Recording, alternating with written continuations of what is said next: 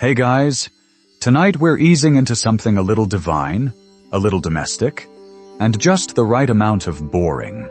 Perfect for sleep. We're taking a drowsy stroll through ancient olive groves, golden apple orchards, and slightly tense divine dinner parties, all in pursuit of answering a question no one asked, but that Hera, the queen of the gods, definitely cared about. Why was she so particular about her wedding anniversary? Picture it. Warm night air in the Peloponnese, a slow wind drifting through silver-green olive leaves. The stars overhead have been watching human love stories for millennia, and tonight they're winking knowingly at yours. You're just a curious traveler with dusty sandals and a few dinars in your pouch, and somehow you've stumbled into Argos, right in the middle of Hera's sacred month. Oh, and just so you know, you probably wouldn't survive a day as a mortal trying to date Zeus, let alone marry him.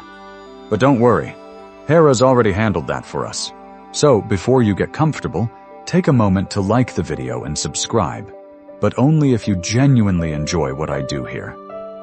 And if you're still awake after that, drop your location and local time in the comments. I love knowing where and when folks are tuning in from. Now, dim the lights, maybe turn on a fan for that soft background hum, and let's ease into tonight's journey together. You shuffle along a dusty trail as the sun begins to dip behind the limestone hills. Argos, ancient and proud, still hums with quiet traditions. It's Hera season, a time set aside for the goddess Hera, wife of Zeus, queen of Olympus, and, apparently, patron saint of marital standards. The town isn't exactly buzzing, more like purring. Old women are sweeping the stone steps of the sanctuary, muttering half prayers, half gossip. The smell of thyme and sheep's wool clings to the air like a memory you're trying to remember, but can't quite grasp. Children trail peacock feathers behind them, pretending to be Hera's sacred birds, while their parents string dried laurel along the doorways. You pass a clay shop with tiny figurines of Zeus, looking unusually apologetic. He's holding what looks like a goat, a flower, and possibly a wedding cake. Someone's clearly trying to win points. The whole town is preparing for the annual re-celebration of Hera's marriage. That's right. Every year, they restage the divine wedding. Hera, being Hera, insisted not only on a dramatic courtship and a symbolic ceremony, but also that it be remembered. Properly. With flowers. On time. You pass a chubby little priest napping on a low bench, clutching a scroll that might be a hymn or a to-do list. It's hard to tell. His tunic bears the faint golden thread of Hera's temple, but it's mostly covered in grape stains. A cat is curled at his feet, clearly unmoved by divine matters. A local potter sees you eyeing the temple steps and motions you over with a flour-dusted hand. "You here for the anniversary?" he asks. You nod. He grins. It's mostly incense and chanting and a lot of opinions about peacocks. But if you're lucky, the priestesses might let you see the golden apple tree. That's where it all began. He means it literally. Legend says Hera chose her wedding site beneath a sacred apple tree in the Garden of the Hesperides. The golden apples were gifts from Gaia herself. Mother Earth doesn't send flowers, she sends glowing fruit. Hera considered this entirely reasonable. As you continue up toward the sanctuary, a slow, warm breeze wraps around you like a shawl. The air smells of crushed bay leaves and the faintest hint of old beeswax. The temple itself is modest compared to others you've seen, but that's deceptive. The marble steps are worn smooth by centuries of quiet processions. The columns rise like pale sentinels, not grand, but precise. And precision, you're starting to learn, was Hera's favorite kind of reverence. You pause at a weathered fresco just outside the entryway. It shows Hera seated on her throne, peacock at her feet, scepter in hand. Her gaze is distant but not cold. Determined. Stern, maybe, like someone who remembers every birthday card you didn't send. Above her is a crown of lilies and myrrh, oddly floral for someone known for marital vengeance. But here's the twist. Hera wasn't always the high and mighty marriage monitor. Before she was Queen of Olympus, she was a regional goddess of fertility, protector of women, and possibly cows. Historians still argue whether her early followers really viewed her as a universal mother figure, or simply the most elegant person ever to milk a goat. Either way, the cult of Hera spread quickly through the Aegean, hitching a ride with sailors, storytellers, and ambitious temple builders. You slip inside the outer sanctum, and your sandals echo against the cool stone floor. Incense curls lazily in the air. Frankincense, you think. Or maybe just whatever they had left over from Apollo's last concert. The priestesses are moving silently, rearranging a table of wedding offerings. Jars of oil, little carved doves, a mirror framed with shell. A faint chant trickles through the hall, just enough to lull your limbs into a deeper kind of tired. Someone nearby is discussing the sequence of the ceremony. Who lights the flame? Who sings which verse? Who plays the double flute without passing out? You try to follow, but your mind drifts to Hera herself. Somewhere, in some story that's half remembered and half invented, she's preparing too, checking her veil, straightening her crown, making Zeus sweat just a little. Of course, you wonder why all of this matters. A goddess, immortal, powerful beyond comprehension, surely doesn't need mortals to remember her anniversary. And yet, she insisted, year after year, like clockwork. Maybe it wasn't about remembrance so much as reaffirmation. A kind of divine, yes, I still do. Or maybe she just really liked the cake. Outside, the sun is finally slipping away, leaving only the cool hum of evening. Somewhere in the hills, a shepherd coaxes his flock with a flute that's slightly out of tune. You lean against the temple wall and let yourself relax, thinking of sacred apples, wind-worn columns, and a goddess who demanded a little more attention than most. And honestly, who could blame her? The torchlight flickers gently on the stone walls as you wander deeper into the temple's quiet, breathing heart. The halls smell of time-worn incense and sandalwood oil, and each step feels like it's ushering you further into Hera's long memory. You pause to rest near a small bronze basin filled with water and flower petals, offerings from visiting couples hoping to earn a little favor in their own marriages. But tonight, it's not about mortals. It's about a goddess who, long before Olympus, long before golden thrones and thunder-wielding husbands, began as something simpler, earthy, regional, and revered. Hera wasn't always queen of the gods. In fact, there's a strong academic case that she wasn't originally Zeus's wife at all. Historians still argue whether Hera began as an independent deity of fertility and the land, only later folded into the Olympian family like a powerful matriarch, shoehorned into someone else's mythology. You imagine her first temples, low stone circles, maybe on windswept plains in Argos or on the island of Samos. Nothing flashy, just clay idols, barley offerings, and a whole lot of respect. Women prayed to her for safe childbirth, good harvests, and maybe, just maybe, a husband who would help sweep the floor once in a while. In this older version, Hera was connected to the rhythms of the earth. Spring festivals with garlands and ritual bathing. Summer rites marked with honey and milk. Cows were sacred to her. Not just because they're kind of adorable and very useful, but because of their deep symbolic ties to nourishment, patience, and stubborn beauty. You step into a small side chamber lined with carved wooden panels, early depictions of Hera holding wheat stalks, sitting among lions, flanked by doves. Not yet the fierce, crown-wearing consort of Zeus. Not yet weighing vengeance against his many side projects. Just Hera of the hearth, the land, the steady seasons. And then, somewhere along the timeline, Zeus arrives. Now it's important to understand. Zeus was not exactly the smoothest operator, even in divine terms. His default method of courtship was to turn into an animal and show up uninvited. Swans, bulls, golden rain, you name it, he tried it. So naturally, when he set his sights on Hera, it wasn't with flowers and poetry. No, this time, it was a shivering cuckoo bird in a storm. You're probably squinting right now. That's fair. Let's walk through it. One crisp spring afternoon on Mount Thronian, Hera was wandering alone, because of course she was. Independent goddesses need alone time, too. She came upon a poor little bird trembling in the cold, wings ruffled, eyes pitiful. And being the nurturing type, she gathered the bird in her arms.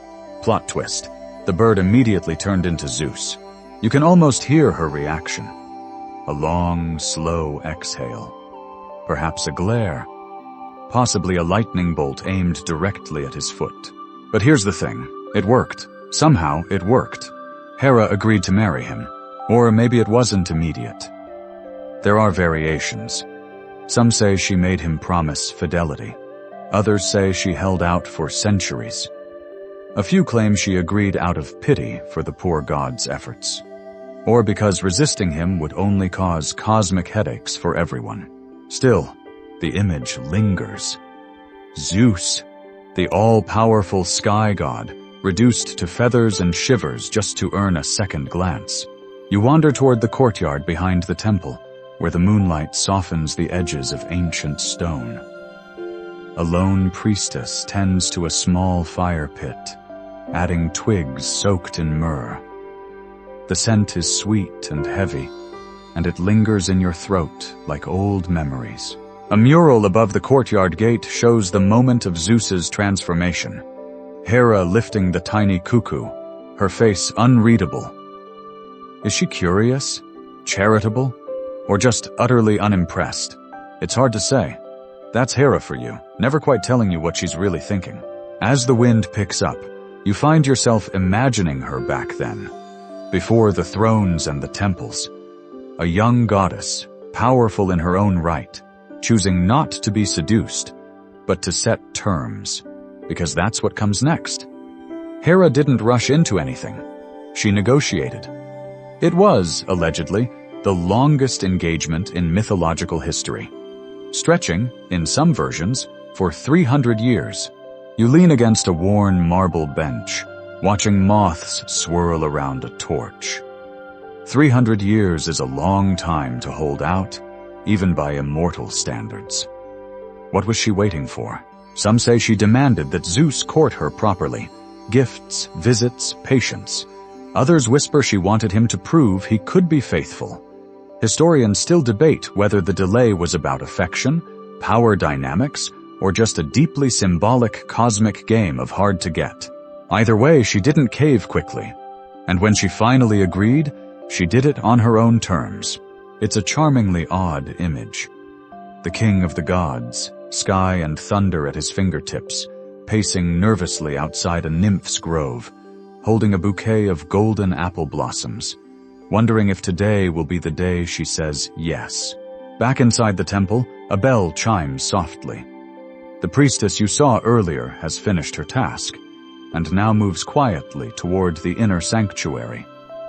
She pauses to adjust a small peacock feather hanging above the doorway. You follow the gentle sounds of wind chimes out toward the temple gardens. The air is cooler now, softer. Stars blink lazily above you. Somewhere nearby, a bard is plucking out a lullaby on a lyre, and the notes fall into the night like petals. You sit near a grove of young olive trees, their trunks twisted with age and meaning. You imagine Hera walking this path in her youth, brushing fingers along the branches, thinking, waiting, calculating. Not exactly romantic in the usual sense, but undeniably intimate. She didn't just want a wedding. She wanted the right kind of wedding. One rooted in meaning, in permanence. Not just ceremony, but commitment. And honestly, you respect that.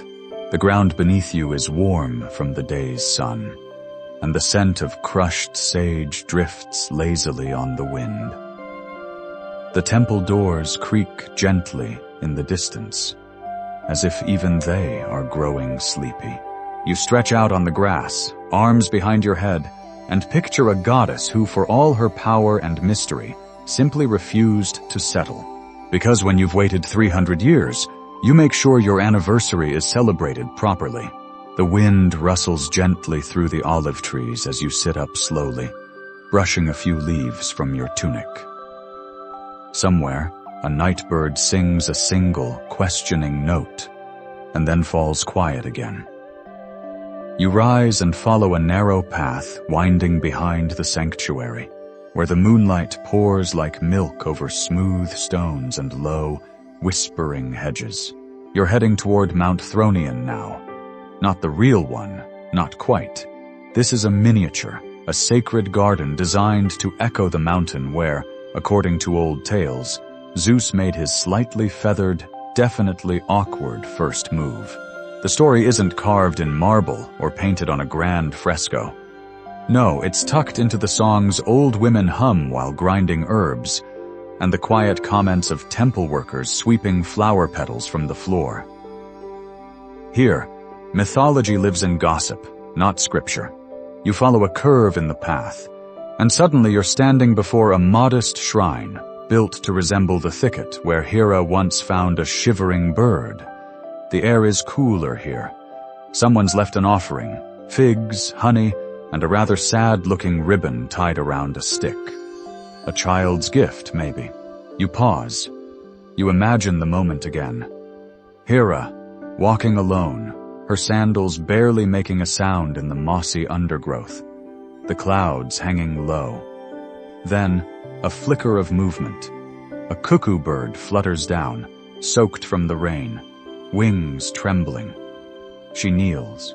Now, there's some debate among scholars, naturally, over whether Hera knew the bird was Zeus from the beginning. Some think she did. Others believe she was genuinely fooled, and this was the last innocent moment of her divine life. But let's face it, Hera doesn't strike you as easily duped. She likely knew something was off. Birds don't usually smell like skyfire and arrogance. Still, she picked it up, held it close. And that, as they say, was the beginning. Of course, Zeus being Zeus, he wasted no time once transformed back into his usual self. The versions differ. Some say he declared his love on the spot. Others that he simply grinned and flexed his lightning muscles like some celestial gym bro.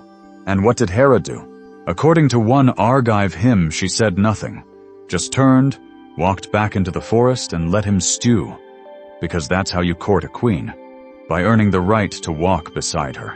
You drift past the shrine, back toward the temple path. The stones are warm again beneath your feet. Somewhere behind the garden wall, you hear a soft thud, the sound of someone dropping a basket of apples. Golden ones, perhaps, because this story isn't just about courtship, it's about control. Hera didn't just receive Zeus's affections, she measured them. She set the pace, the place, and the terms. And when she finally accepted his proposal, whenever that was, it wasn't under duress, it was under a tree. Ah yes, the golden apple tree. As you round another corner of the temple grounds, the scent of citrus and something sweeter catches your attention. Ahead lies the sacred orchard, a curated version of the mythical garden of the Hesperides, where Hera's wedding took place. That's what they say, anyway.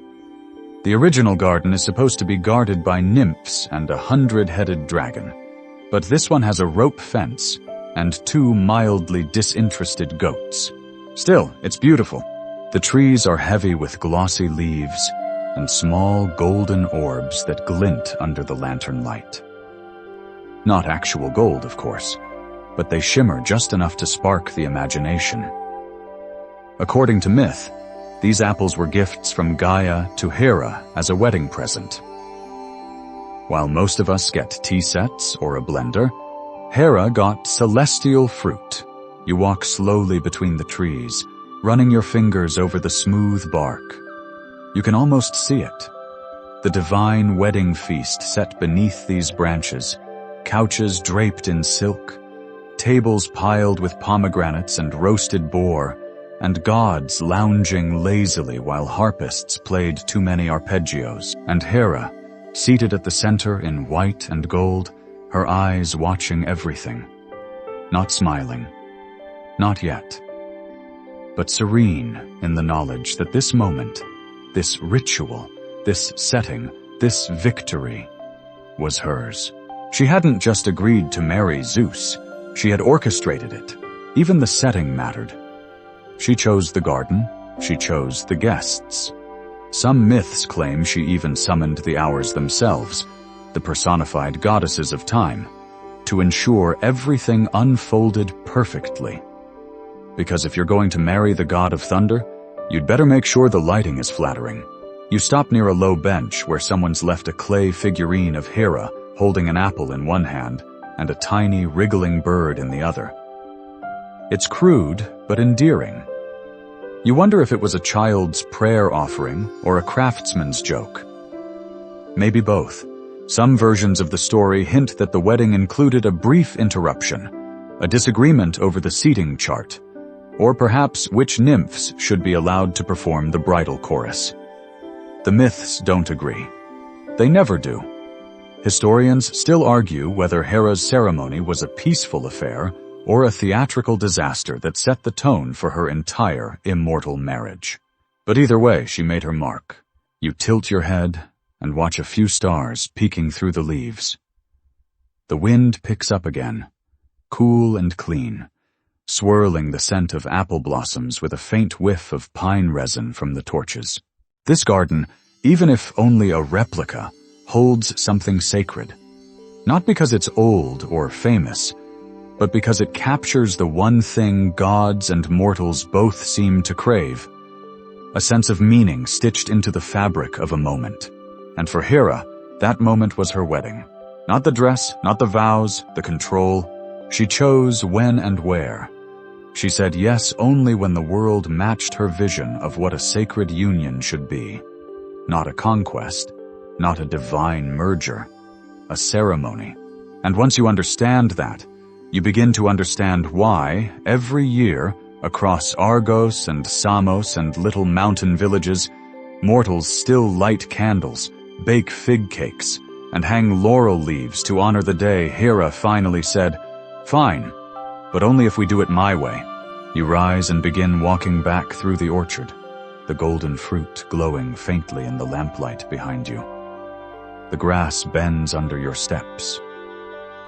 Somewhere, a goat sneezes. You smile. Even sacred gardens need a little reality.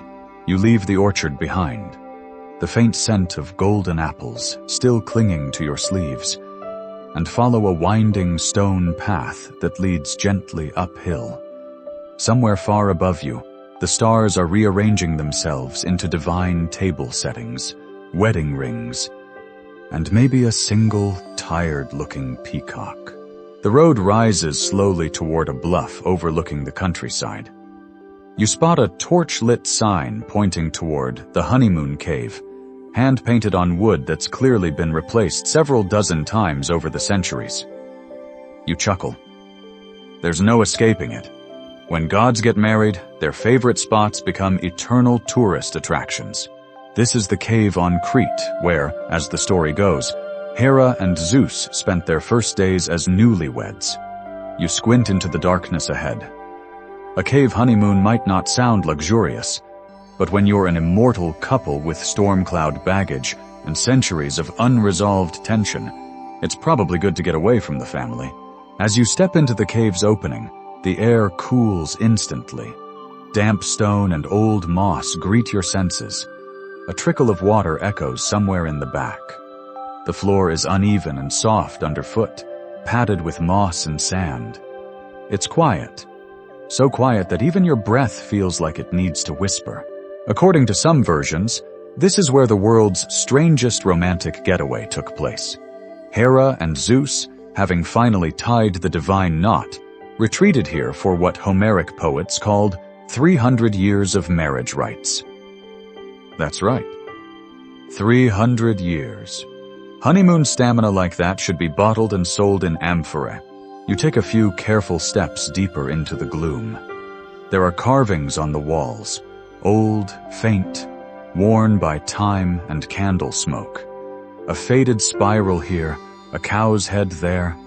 Someone scratched a lightning bolt next to a feather.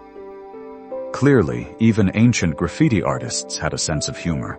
Now, Hera was no pushover before the wedding, and she wasn't about to relax into complacency afterward. While Zeus might have viewed their honeymoon as a long-awaited reward, Hera likely saw it as a transition, a space to set expectations. You know, the divine equivalent of, let's talk about boundaries. You ease onto a low stone bench carved into the side wall, rubbing your palms together for warmth. The cave might have been a sanctuary of love, but it wasn't exactly cozy by modern standards. Still, the legends describe it as glowing with divine warmth. Magical birds sang lullabies. The walls shimmered with light. A lion, or possibly a very polite boar, stood guard at the entrance. It's not clear whether the 300 years were symbolic, an epic way of saying a really good weekend, or whether the gods actually vanished from Olympus for centuries, leaving Hermes to file all the paperwork. Historians still debate whether the extended honeymoon was a mythological metaphor for divine harmony, or simply a storytelling flex from poets trying to pad the word count. Outside, the wind whistles softly around the cave mouth, and you imagine Zeus grinning awkwardly in this very space, trying not to accidentally thunderstrike anything. Hera sits across from him, spine straight, robe folded perfectly, eyes calmly assessing the interior decor. "Is that moss on the ceiling?" she might have asked, her voice cool. Zeus clears his throat. "It's mood moss, naturally." But jokes aside, this was a rare window of peace between them. Before the infidelities, before the jealous rages, before the famous mythological blow-ups. This cave, however temporary, was a still moment in the storm of their relationship. A pause button, a sacred breath. You trail your fingers along the damp wall, tracing the faint outline of a crown etched into the stone. It's lopsided, charming in a way. Someone cared enough to mark this place, to say, the queen of the gods was here. And maybe, for a while, she was happy. Above you, a slow drip of water lands in a small pool with a sound that's almost like a clock. Steady, sleepy, time moving gently without pressure. You lie back on a sloped bit of rock and close your eyes, imagining the cave bathed in divine light, with dappled vines trailing from the ceiling and the scent of laurel and honey in the air. Maybe you hear faint harp music. Or maybe it's just your imagination, softened by the hush of night and the smoothness of old stone. Of course, even godly honeymoons must end.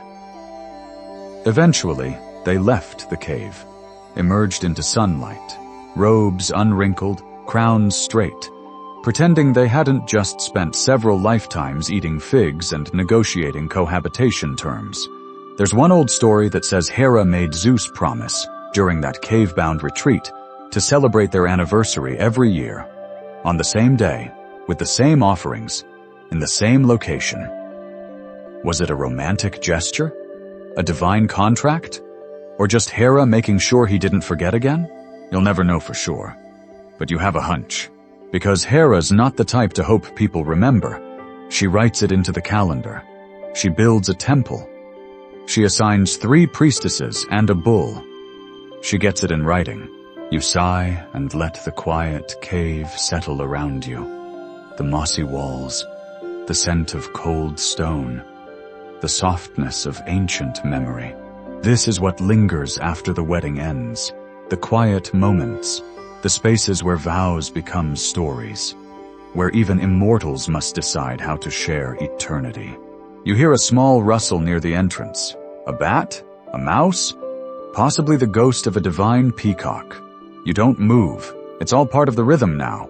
Somewhere in the dark, you imagine Hera sitting beside you. Not the fierce goddess of the myths, but a woman who once chose a shivering bird over the safety of solitude.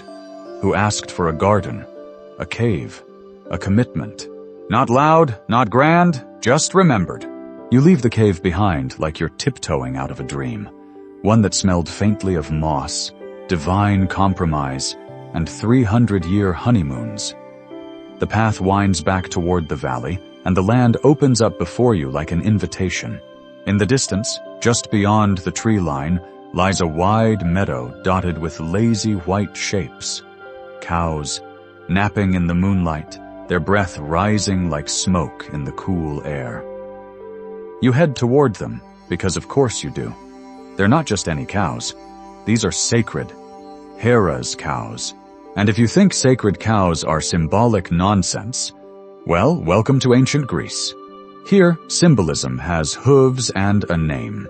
You arrive just in time to spot a sleepy-eyed priest leaning against a fence post, chewing something that may or may not be edible. He nods at you and points wordlessly toward the herd. No grand welcome, no sermon, just cows. And silence. In Hera's world, cows aren't just livestock. They're holy.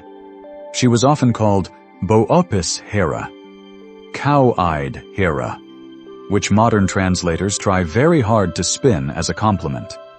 Think doe-eyed, but with slightly more cud and divinity. You sit in the grass and watch as one of the larger cows shuffles past, her bell chiming softly. She's painted with faint white markings that resemble swirling clouds. A nearby calf nuzzles against her, blinking with sleepy reverence. It's adorable, yes, but also meaningful. You see, Hera's association with cows predates most of her Olympian drama.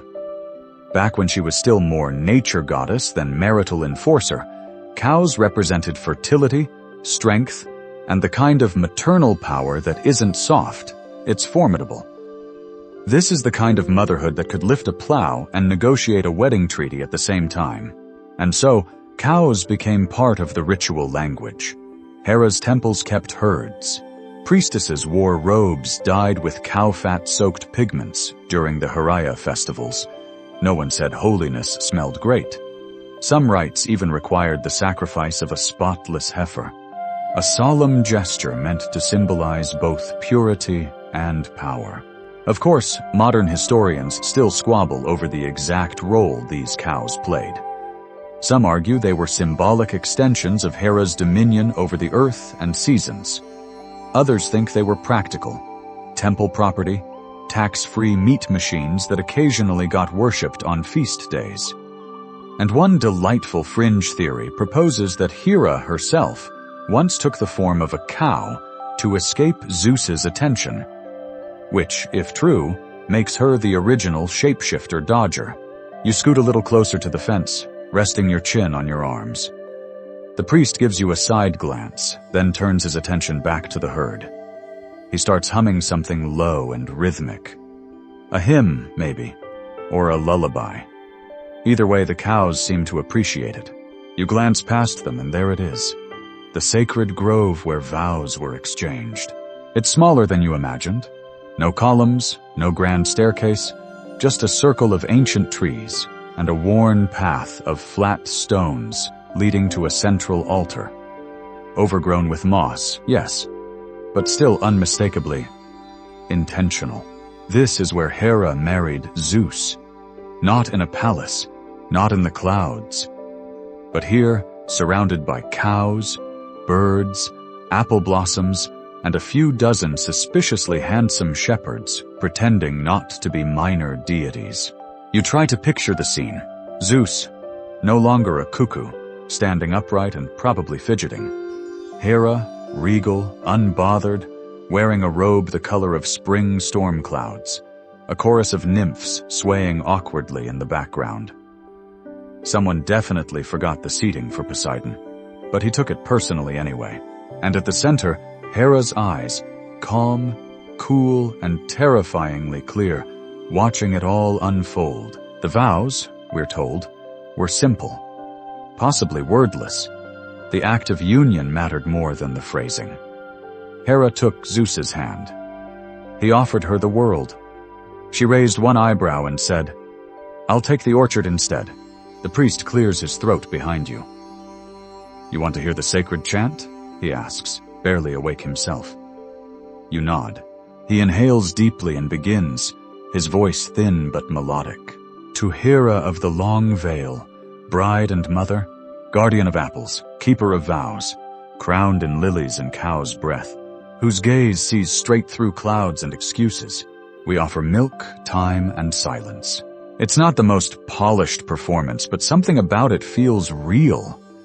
Old, like it's been whispered through generations of half-remembered prayers and festival hangovers. You thank him quietly and rise, stretching your legs. One of the cows ambles over and nudges your hip gently, like she's checking to see if you're edible. You scratch her between the ears, and she seems vaguely satisfied with your presence. You take one last look at the grove. No fireworks, no chariots, just the rustling of leaves, the glint of starlight on stone, and the low, comforting presence of cows who remember things mortals forget. And suddenly it makes sense. This wasn't a wedding made to dazzle. It was made to endure, because Hera didn't want applause. She wanted tradition. She wanted a ritual that would repeat itself, not just every year, but in every marriage that followed. A cosmic reminder. Love isn't a lightning strike. It's the quiet, grazing after. So she made cows sacred, and once you've done that, there's really no going back. The cow nuzzles your arm once more before lumbering away, tail flicking lazily like she's late for something but not in a hurry to get there. You watch her merge with the herd, a soft blur in the moonlit field. Then turn your steps back toward the temple, following the quiet path that winds through sleeping thickets and ancient stone markers. You're heading toward the long hall, the one with the frescoes and the wedding registry, or more accurately, the odd collection of gifts Hera received for her wedding. And let's just say, this wasn't your average gift table with a couple of envelopes and a toaster. Hera's registry had range.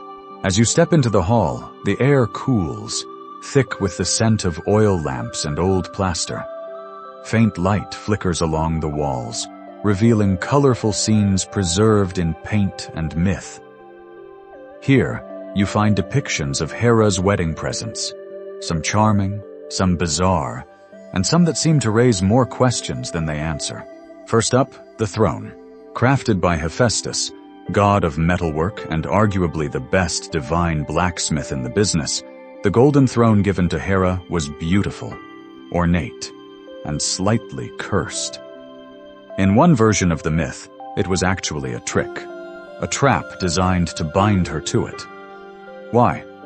Possibly revenge, possibly mischief, or maybe just a very niche sense of humor. According to the tale, once Hera sat upon the throne, she couldn't get up again. The mechanism locked, the legs folded. The whole thing became one glorious metallic hostage situation. Historians still debate whether this happened before or after the wedding. Some say it was Hephaestus' twisted way of preventing her from interfering in Olympus's politics. Others think it was a prank gone wrong. Either way, it took some serious negotiations, and possibly a peace offering of wine and the promise of Olympus's best room temperature ambrosia, to get her free. You glance at the fresco depicting the throne. It sparkles even in paint, with delicate details of lotus blossoms and tiny engraved cows along the arms. A figure, Hera presumably, sits upon it with the expression of someone who is currently reassessing all of her life choices. Next up, the crown. Now, most brides get veils or flower wreaths. Hera got a living, breathing crown.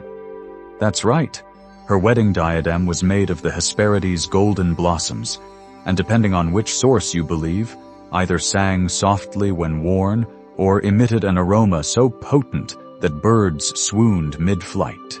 You wander down the corridor, past another mural showing Gaia herself, the Earth goddess, handing over the gift with a smirk that says, "Try finding this on your registry. The stories say Hera wore it only once, on her wedding day."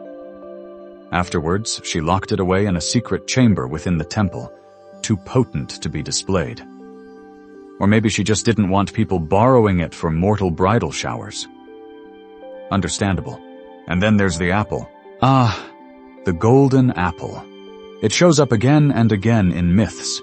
But Hera's original golden apple, gifted by Gaia along with the tree, was the prototype. Not to be confused with the other golden apple that started the Trojan War, though. To be fair, that one was tossed into a room full of goddesses, and Hera was definitely in that guest list. But her wedding apple? Symbol of immortality, beauty, and slightly sticky fingers. It rested in a shallow silver bowl during the ceremony, untouched, and was later returned to the garden as a symbol of her union with the land, the sky, and possibly someone with a peacock obsession. You pause by a pedestal in the center of the hall, where a replica of the apple sits under glass. It gleams softly in the lamplight, not flashy, just solid, whole, perfect. The way Hera wanted her marriage to be. Nearby, a display case holds a carved figurine of Hera and Zeus standing side by side, suspiciously well matched in height and posture. Hera's expression is serene. Zeus is smiling a little too widely, like he just remembered he forgot to bring a gift and is hoping no one notices.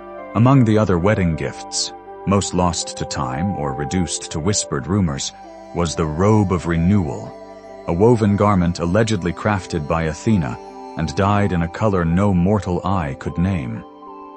Some say it shimmered like the ocean at dusk. Others describe it as ever-shifting, never quite the same shade twice.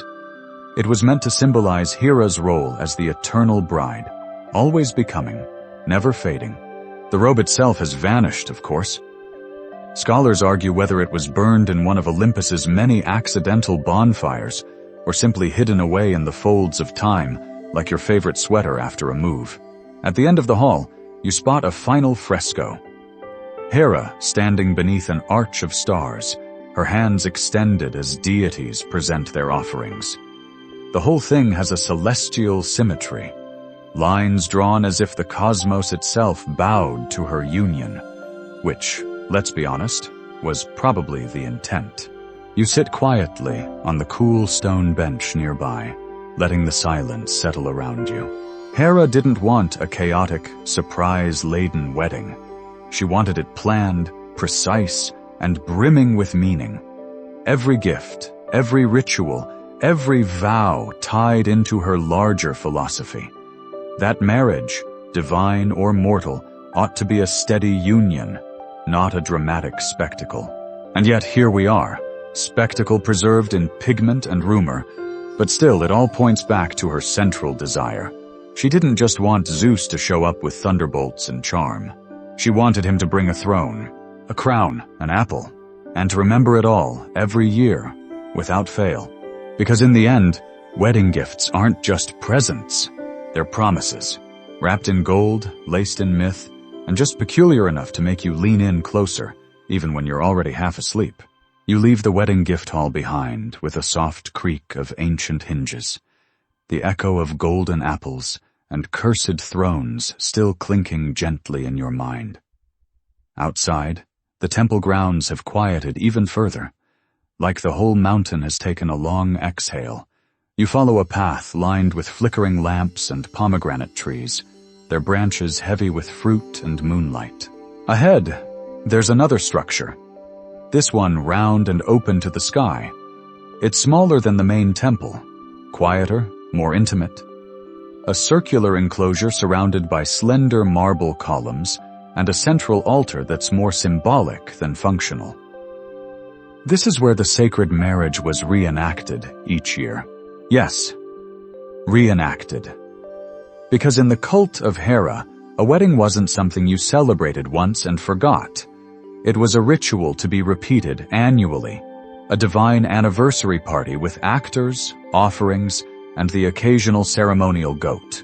You step into the circle, and the wind immediately hushes, as if you've entered a room with no roof. Stars wheel overhead like they're leaning in to listen. The ceremony was called the Hieros Gamos, the sacred marriage. And it wasn't a casual affair. Hera's priestesses would prepare for weeks, purifying themselves, baking ritual cakes shaped like cows or doves, and preparing the sacred bed. That's right. A literal bed was brought out for the occasion. Not for actual use, mind you, just for symbolism. This is ancient Greece, not reality TV. You sit on the edge of the altar and imagine the scene. Robes of white and gold, garlands of myrtle and laurel, the air thick with perfume and anticipation. Two acolytes playing the roles of Hera and Zeus, probably chosen less for acting chops and more for how well they could hold a serious expression while draped in 12 yards of linen. The entire village, or city, depending on the scale, would gather. Not with confetti and awkward speeches, but with solemn songs, processions, and offerings placed neatly on polished stone. Bread shaped like doves, wine mixed with honey, and fig-stuffed cakes that likely inspired more devotion than the theology ever did. Some accounts describe how the priestesses would bathe a statue of Hera in sacred water drawn from a spring only once a year, often by torchlight. The statue would then be dressed in a fresh robe, perfumed and adorned like a bride. It wasn't just maintenance, it was renewal. The idea that Hera, even as an immortal, needed to be reminded of her own wedding, just as her followers did.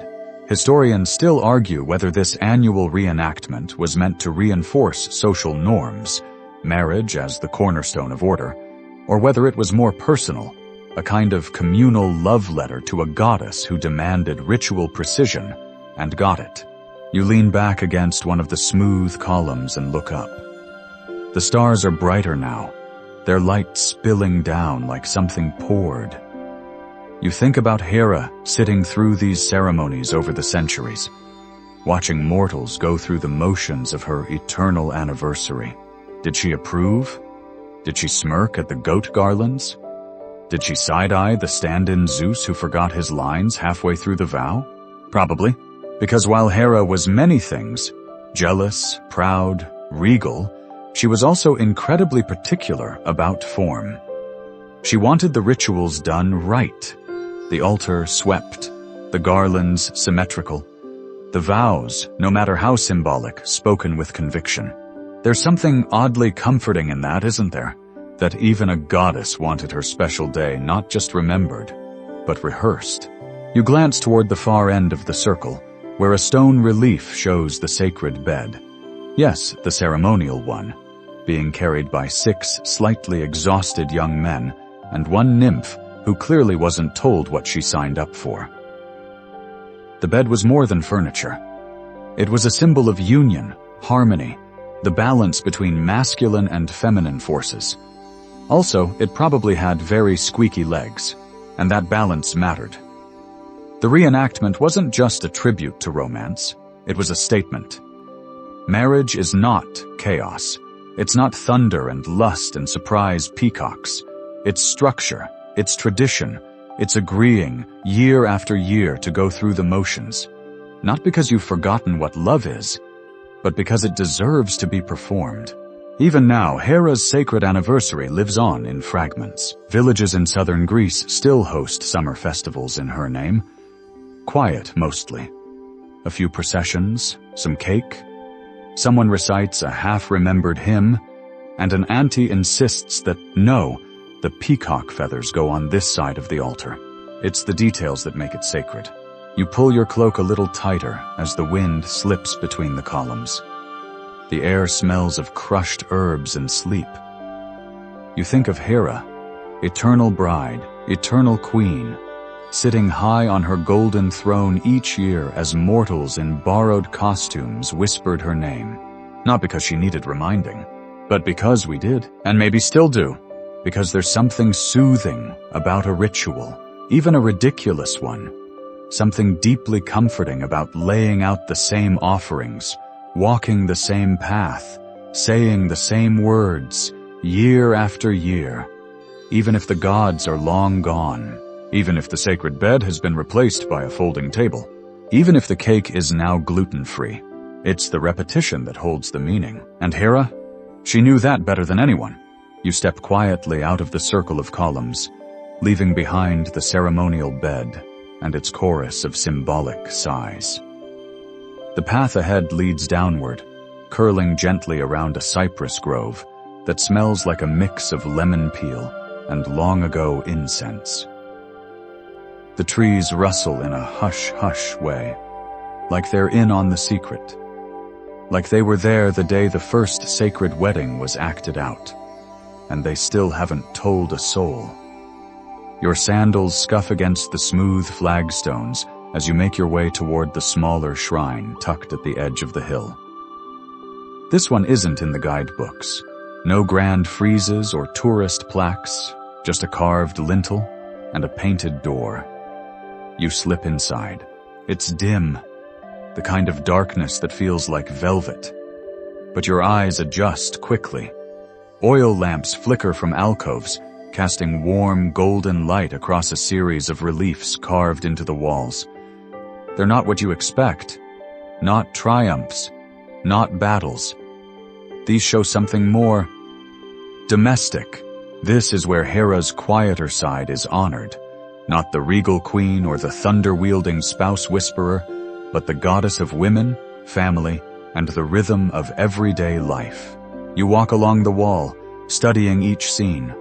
A midwife attending a birth, a girl being veiled for marriage, a woman baking bread beside a hearth. These aren't grand myths. They're moments, snapshots of ancient life, frozen in stone and reverence. In one panel, Hera is shown, not on a throne, but seated beside a fire, hands outstretched as if warming herself. A child leans against her. No crown, no lightning bolts, just presence. And that's the thing. For all her grandeur, Hera was also deeply involved in the nitty-gritty of human life. She was called Gamelia, goddess of marriage, yes? But also Eilethia, the name she shared with the goddess of childbirth. In some regions, they were even considered aspects of the same divine force. Historians still debate whether this duality came from early local cults or was simply the Greeks' way of consolidating their goddess subscriptions. But the point remains. Hera was present in both the ceremony and the struggle, the wedding and the morning sickness, the celebration and the kitchen fire that just wouldn't stay lit. You stop before one particularly tender relief. Hera, standing behind a young woman in labor, one hand on her shoulder, the other raised in silent blessing. The woman's face is contorted, but her eyes are calm. Someone is whispering to her. Someone who knows. It's not glamorous, but it is sacred. And sacred doesn't always mean dramatic. Sometimes it means steady, watchful, knowing when to speak and when to simply hold space. You sit on the low bench beneath the carvings and stretch your legs. The air in the shrine smells of laurel and old olive oil. Somewhere outside, an owl hoots once, then goes silent. You close your eyes and picture a different kind of altar.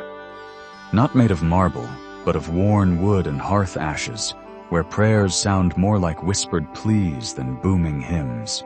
In those spaces, Hera listens too, because even if most remember her as the vengeful wife of a philandering sky god, in these quiet corners of worship, she was something else.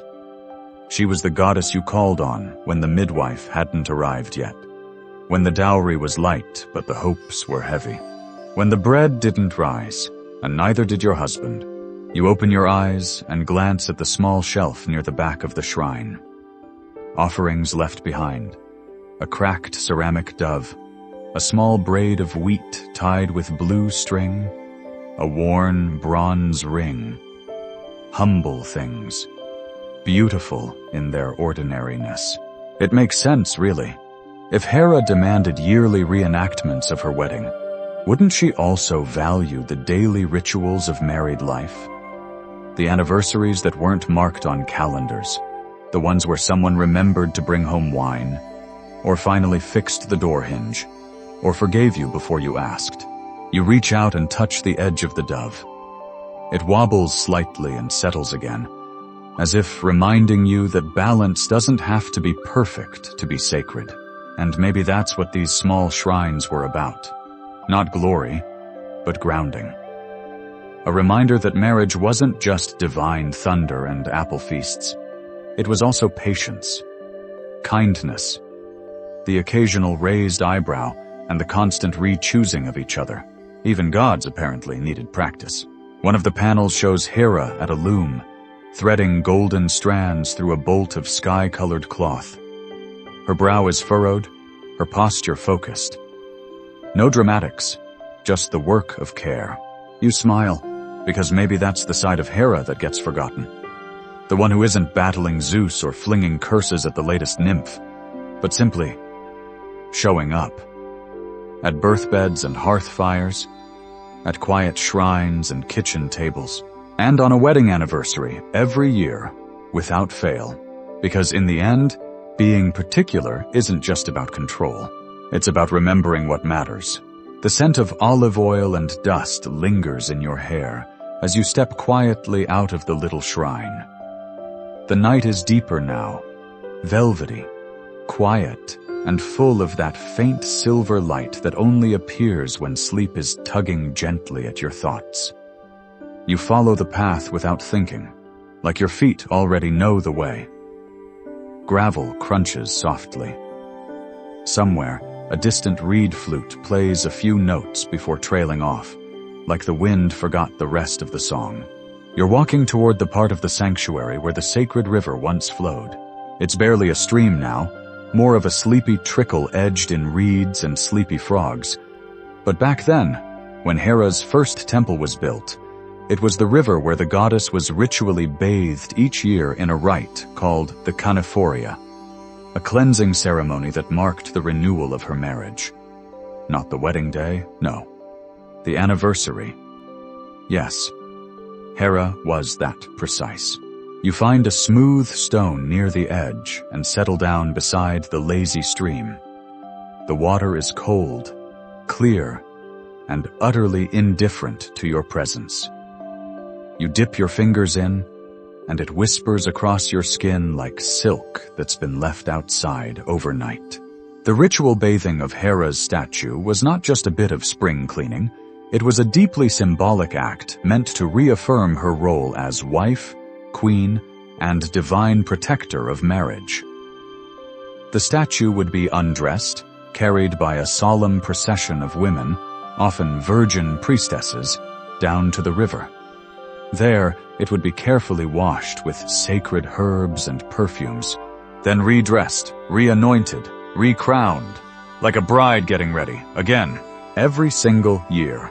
Historians still debate whether the practice began in Samos or Argos. Some say the tradition goes back to pre-Hellenic times, when water was considered not just a purifier, but a literal rebirth, bathing the goddess to refresh the world itself. Others argue the annual bathing reflected Hera's own power over the cycles of womanhood. Youth, marriage, childbirth, aging, every phase rinsed and honored, renewed. But what's striking isn't the ritual's grandeur, it's the care. Can you imagine it? Dozens of women carrying the statue on a wooden platform, balancing carefully down a sloping path lined with petals. The early morning light catching the dew on the grass. Silence, except for the faint murmur of prayer and the rustling of robes. Then the washing, hands moving slowly over carved marble shoulders, pouring rose water and thyme. Whispering old chants. Drying the statue with cloth spun just for that day. Anointing the curls of her hair. Gently placing the crown back atop her head. It wasn't just for the goddess. It was for the women, because Hera didn't just symbolize marriage. She stood for every woman who had been betrothed, endured a wedding, survived a union, raised a child, buried a hope, or just made it through another year. And the river? The river didn't ask questions. It simply received the ritual and carried it away. You lie back on the soft patch of earth beside the stream, watching the dark branches above sway gently in the breeze. The stars between them blink slowly, like they're winking in time with your breath. You imagine the women returning to the temple afterward, carrying the renewed statue, heads held high. Maybe they were tired. Maybe they giggled behind their veils. Maybe one of them tripped and almost dropped the goddess, and the entire festival paused for one breathless second. But the procession moved on, because that's what ritual does. It keeps going. Even when life doesn't feel particularly sacred. Even when love feels messy and annoying, and full of chipped pottery and uneven sandals. You go back to the river. You wash the statue. You start again. One story from an old Argive poem tells of a time the river nearly dried up before Hera's anniversary. Panic spread. The priestesses feared the ritual couldn't be performed. But just before dawn, rain came. Soft, slow, and steady. Enough to swell the riverbed and let the procession continue. Coincidence, maybe? Or maybe Hera was reminding everyone that anniversaries don't cancel just because things get inconvenient. The stream beside you burbles softly, a sound halfway between laughter and sleep talk. The frogs don't care about sacred calendars. One hops across a flat stone and disappears into the reeds with a sound like a contented sigh. You close your eyes, letting the damp air cool your forehead. Somewhere in the distance, another festival is being prepared. Bread rising in clay ovens, garlands being strung from branch to branch. A child is being reminded not to fidget during the ritual, and a woman, just one maybe, wakes up before dawn to walk barefoot down to the stream and whisper a prayer she doesn't remember learning. Something about renewal, something about being seen, because that's what Hera's river gave, year after year, a place where even goddesses came to start over. And if Hera needed that, maybe we all do. You rise slowly from the riverside, brushing flecks of grass from your robe, your body moving with the kind of quiet reluctance that means your limbs are beginning to realize it's nighttime. The path ahead glows faintly in the moonlight, winding up toward the hill where the lesser-known stories of Hera's anniversaries live. Tales not carved in stone or sung in choruses, but whispered at hearths and tucked into footnotes. You're headed to the archive hall. Now don't let the word archive scare you. This isn't some towering labyrinth of scrolls and cranky librarians. This is more like Hera's scrapbook, if scrapbooks were built out of marble, filled with clay tablets, and sometimes guarded by sacred snakes. The building is small, rectangular, and faintly golden from the lamps that line its entryway. Inside, the walls are lined with niches, each holding a scroll or a tablet, or sometimes a slightly chipped votive statue with someone's initials scratched into the base. You wander slowly, running your hand along the cool stone as you pass. This is where things get specific, because Hera's annual anniversaries weren't just celebrated in grand temples. In smaller towns and islands, they were marked with highly localized traditions. And some of them were very, very particular. Take, for example, the village of Anthaya. Once a year, the women would make a ceremonial stew. Yes, stew, and carry it in procession from the well to the shrine. This was called Hera's pot. The stew included onions, olives, barley, lentils, and exactly 3 bay leaves. If someone added 4, the entire village had to start over. No one knows why. No scroll explains the leaf limit, but Hera's rules were Hera's rules. Then there's the curious tradition of the binding ribbons of Delos, where couples would come to the temple not to get married, but to have their existing marriage retied. they'd wrap woven ribbons around their wrists, knotting them together as a pledge to keep going, despite quarrels, goats, or in-laws. Afterward, they'd tie the ribbons to Hera's statue, trusting her to hold the knot steady. One relief near the back of the archive shows a couple doing just that. Their expressions are not blissful. They look tired, worn in, real, but their hands are still tied. Historians still debate whether this ritual was meant as a form of counseling, a legal formality, or just a symbolic gesture Hera appreciated more than yet another round of burnt offerings. You move to the next alcove and pause in front of a small clay figurine, a seated Hera flanked by two doves, one wing raised like a sleepy wave. The accompanying inscription, scrawled in faint Ionian script, translates loosely to, "For remembering. Always." Sweet, right? Now comes a slightly weirder one. In a mountain village near Arcadia, it said that Hera's anniversary was honored with an argument fast. Couples had to remain completely silent with one another for 24 hours. If they spoke, they had to start the clock over again. Apparently, the first pair to make it to sunrise without snapping earned a wreath of fresh myrtle and a loaf of sweet bread baked with thyme. The loaf was known as Hera's Peace. The competition was fierce. You chuckle softly as you imagine Zeus trying to stay quiet for more than 5 minutes. Not likely. Still, Hera's brand of marital harmony was never about perfection. It was about persistence. Repeat the ritual, tie the ribbon, make the stew, keep going. The next scroll you pull from the shelf is thin, worn, and smells faintly of smoke. It contains a list of acceptable anniversary offerings from the Sanctuary of Tyrants. These include a small bronze mirror, a comb carved from bone, honey in a hollowed pomegranate shell, a folded letter, one single feather from a live peacock. Nowhere does it say how these offerings were to be presented. You imagine someone laying them carefully at the goddess's feet, hands trembling just slightly, the mirror gleaming, the pomegranate sticky, the feather a bright shimmer of green and gold. One passage, tucked in the corner of a limestone tablet, stands out in simple, scratchy script. She remembers, even when you forget, especially then. And isn't that the entire essence of it? You stand in the middle of the archive, turning slowly to take it all in. The silly rituals, the serious ones, the quiet pledges and messy little traditions. None of them grand. All of them sincere.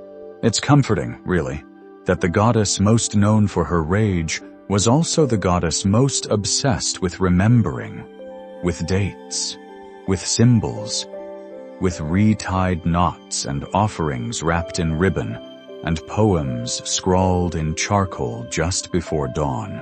Because anniversaries are not about spectacle. They're about being seen, about showing up. Year after year, you walk to the exit, trailing your fingers along the stone one last time.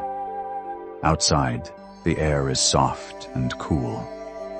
You can almost hear the rustling of parchment and doves behind you, whispering the memory of 1,000 ceremonies held by 1,000 quiet hands.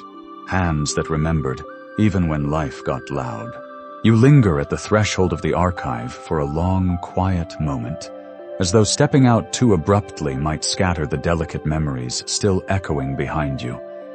Ribbons, stew pots, whispered vows in forgotten dialects. But eventually, the night air draws you forward again. It has that kind of hush that feels intentional, like the world has paused to let you think. You follow a stone path that winds gently around the temple complex, past fig trees swaying like sleepy dancers, toward a structure older than most, weathered and cracked, more ruin than building. This is where Hera's earliest worship once took place.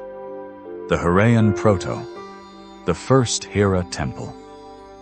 Before the columns, before the golden thrones, before Zeus. Back then she wasn't even married. This section of the sanctuary feels different. Quieter, yes, but also heavier, like the stones remember something older than myth. Before Hera became Queen of Olympus, she was a nature goddess, earthbound, powerful, deeply tied to the cycles of life and season. You step through a gap in the low wall and into the open, where worn stones trace out what was once the temple floor. This is where she might have first been worshipped as a force of renewal, of feminine divinity, of sacred time. Not as a wife, not as a jealous spouse, but as a presence. Hera of the plowed field, Hera of the flowering tree, Hera of spring's return.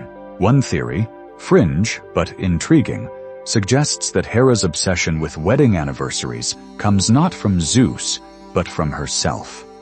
That the ritual of marriage, repeated annually, mimics older agricultural ceremonies of planting, harvest, and fallow. In this reading, marriage isn't just a social bond, it's a seasonal one. You wed, you reap, you rest, then you start again. You crouch down and run your fingers along a mossy groove between two ancient stones. The moss is cool, damp, gently pulsing with life. Nearby, a tree grows at the heart of the ruin, old, knotted, and filled with the low hum of bees. It's a wild pear, said by some to be Hera's favorite tree before the apple took over the branding. Its branches twist upward like raised arms, crowned with small, hard fruit that no one ever seems to pick. Pears for a goddess who prefers things a little sour. You sit beneath the tree, back against the warm trunk, and let your head tilt up. The stars glitter faintly through the leaves, each one looking like a dot on a vast cosmic anniversary calendar. And it makes you think, before all the stories of betrayal, before the cuckoo disguises and stolen brides and lightning bolt tantrums, Hera may have simply been a goddess of rhythm, of sacred cycles, of things worth doing again.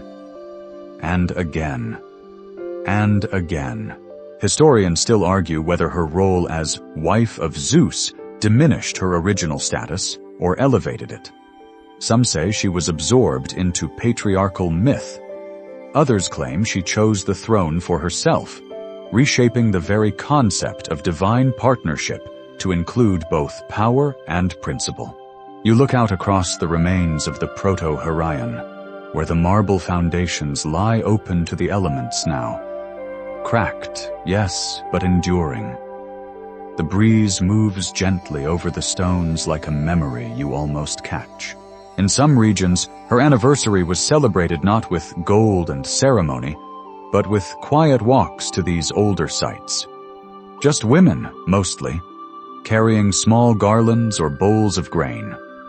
They'd sit in silence, sometimes all day, just listening, waiting. And if the wind rustled the leaves a certain way, that meant Hera had remembered them. No lightning, no declarations, just the sound of being remembered. You reach into your satchel and pull out a small object you didn't know you'd been carrying. A ribbon, deep blue and soft to the touch. You tie it to a low branch of the pear tree. No ceremony, no chant, just because. And suddenly, the idea of an anniversary becomes something else entirely. Not a celebration of one day or one event, but a ritual that relinks the chain. That says, yes, I remember. Yes, I still choose this.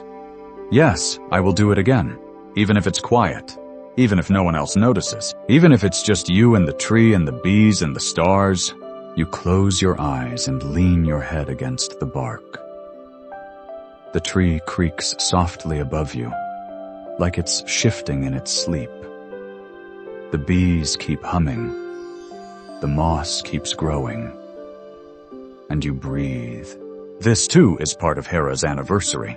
Not the noise, but the knowing. The rhythm of return, the slow, patient repetition of care. Because to Hera, memory was devotion. And devotion was never meant to be loud.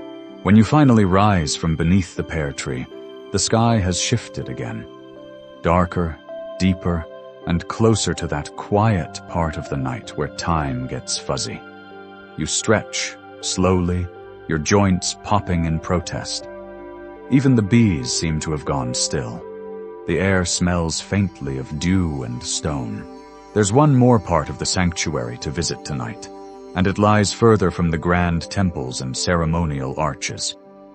Down a slope of ancient olive trees, hidden in the hush of junipers and long-forgotten laurels, sits a grove where only women once gathered. No torches, no fanfare, just a circle of stones and stories. This was the secret anniversary, the unofficial one. You make your way down the gentle path, lantern in hand, the flickering light catching the glint of mica in the rocks. According to whispers preserved in dusty side notes and the occasional scandalized Roman commentary, there was a night each year, just one, where Hera's female followers would gather in private. No priests, no observers, just the women. They called it the quiet rejoicing. No hymns were sung, no official rites recorded. What happened in that grove was passed down only through memory, in fragments, braided into lullabies, tucked into household blessings, hinted at in certain knots tied a certain way. The purpose? Renewal, but not the kind that polished statues or reenacted wedding vows. This was more human, messy, honest. You arrive at the grove, now just a ring of stones half sunk in the earth, and a lone pine tree leaning slightly to the east. You step into the circle and sit. The ground is soft with pine needles. You can almost hear the murmurs of laughter, the shifting of shawls, the clink of a shared cup passed from hand to hand. Here, women didn't recite prayers. They told stories. They shared what had gone wrong, what had gone right, who had left, who had stayed, what they regretted, what they still hoped for. It wasn't a ceremony so much as an annual exhale. Hera's version of group therapy. One clay tablet discovered near the grove reads only, "We came again, we told the truth, she listened." It's written in an uneven hand, as if scratched in the dark by someone who had a lot to say and not much time to say it. Historians still debate the origins of the quiet rejoicing. Some insist it was a remnant of older fertility rites. Others think it emerged spontaneously, an organic ritual built by generations of women who needed one sacred night a year to stop pretending everything was fine. You lean back against the pine, head resting on the roots. You can almost feel the echo of warm bodies sitting near yours, women wrapped in wool cloaks, passing a flask of wine, muttering about their husbands, their daughters, their dreams. And Hera? She didn't interrupt. She didn't need incense or fanfare. Here, she was just present. There's something comforting about the idea that even goddesses need a moment like this. A place to drop the crown, to trade judgment for curiosity, power for perspective. One story passed down through a local midwife's guild claims that during the first quiet rejoicing, Hera herself appeared, not in a blaze of glory, but in the form of an older woman. She sat beside the others, listened without speaking, and when the wine was gone, she rose and vanished into the trees. Her only message? Come back next year, I'll still be listening. Maybe it's a myth, or maybe it's what happens when enough people believe that silence has value. You pluck a pine needle and twist it between your fingers. It smells clean, sharp. You can almost hear a fire crackling, a chorus of sighs, someone's laughter ringing like bells hidden beneath wool. The women in that circle didn't need Hera to fix things. They just needed her to be there, to receive their stories like offerings. No judgment, just memory, a divine ledger of experience.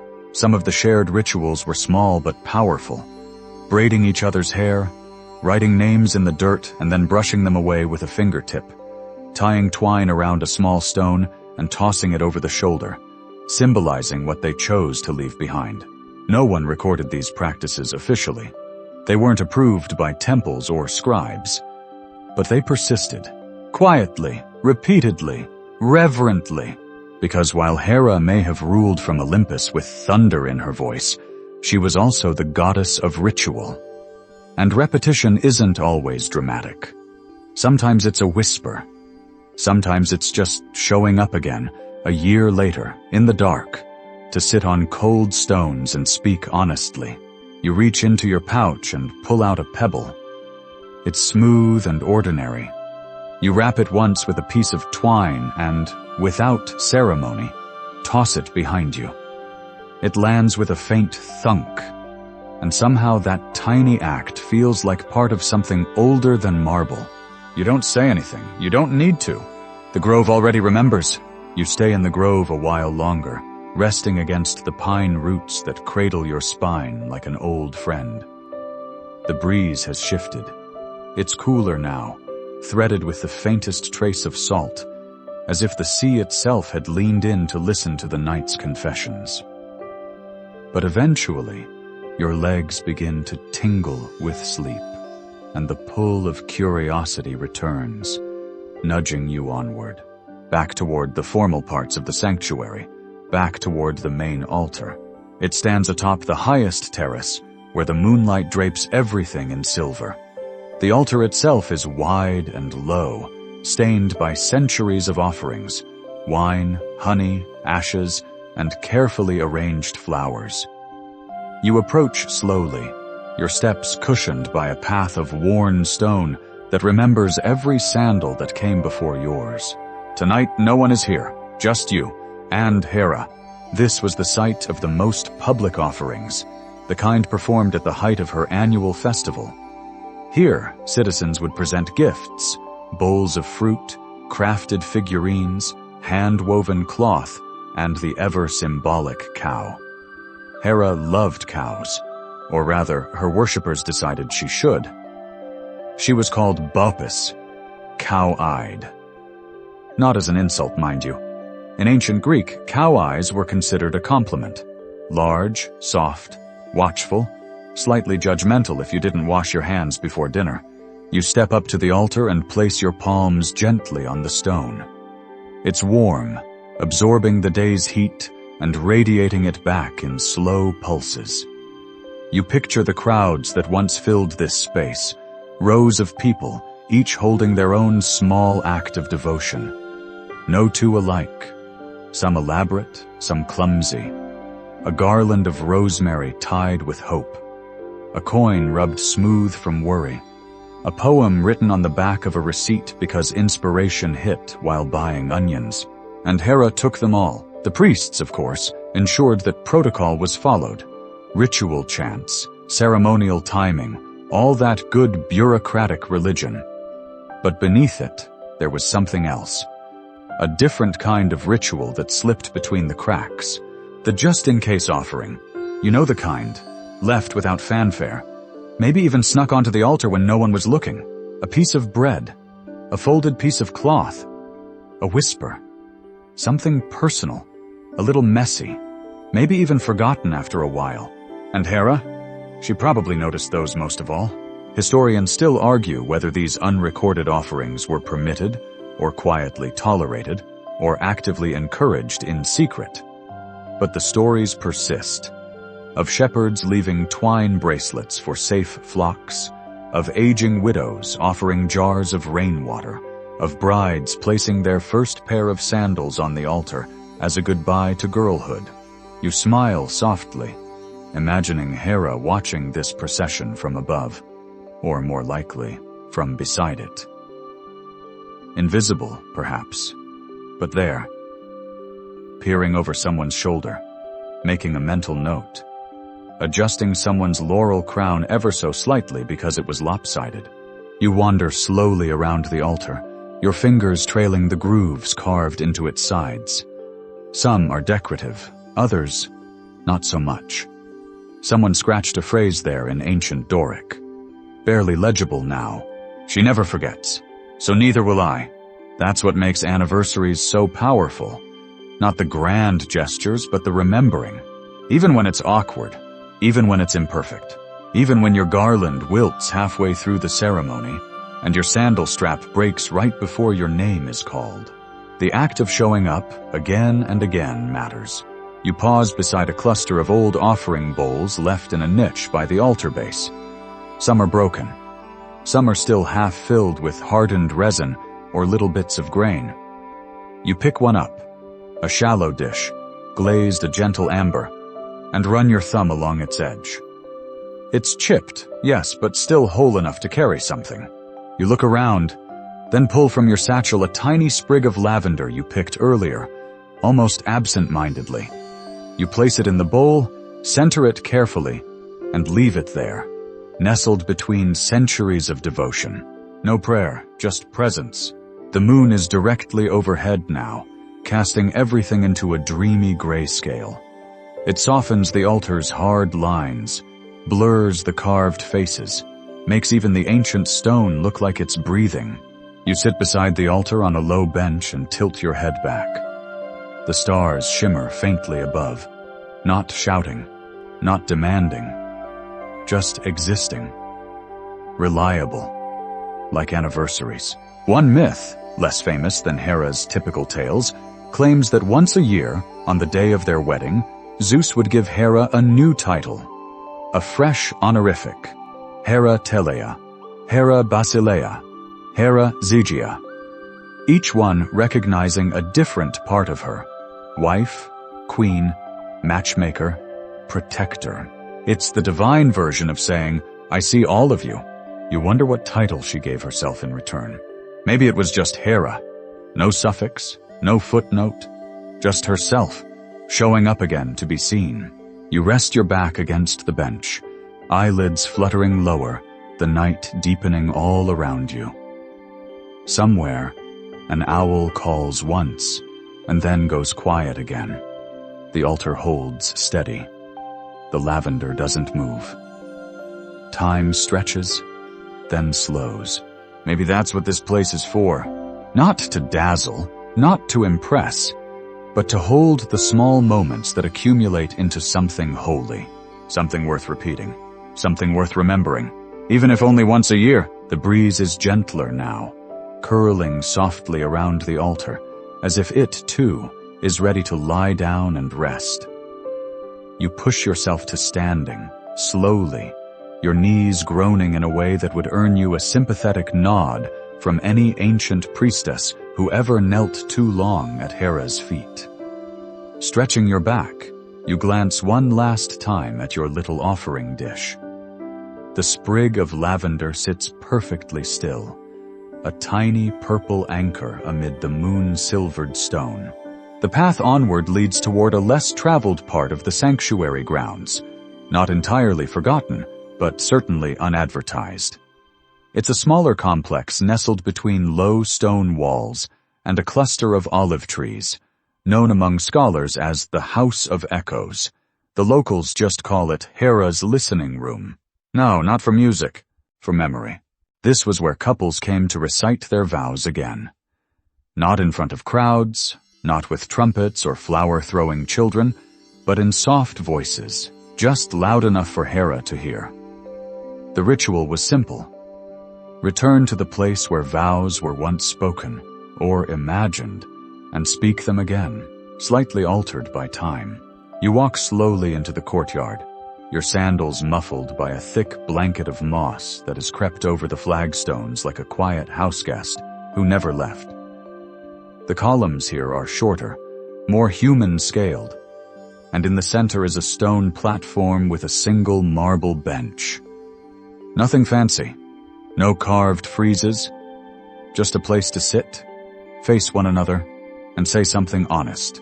You lower yourself onto the bench and imagine what it would have felt like on one of those anniversaries. A couple, older now, sitting where you sit. Maybe the husband's beard has gone white. Maybe the wife's hands are more wrinkled than they used to be.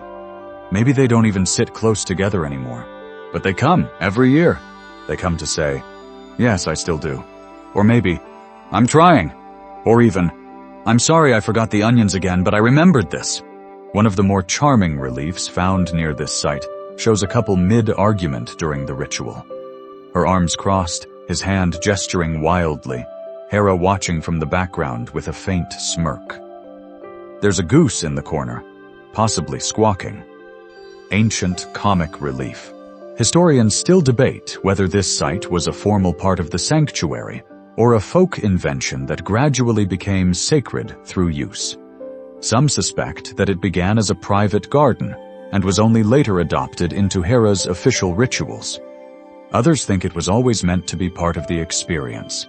After the grandeur, the procession, the altar, there was this: a bench, a voice, and the space to be real.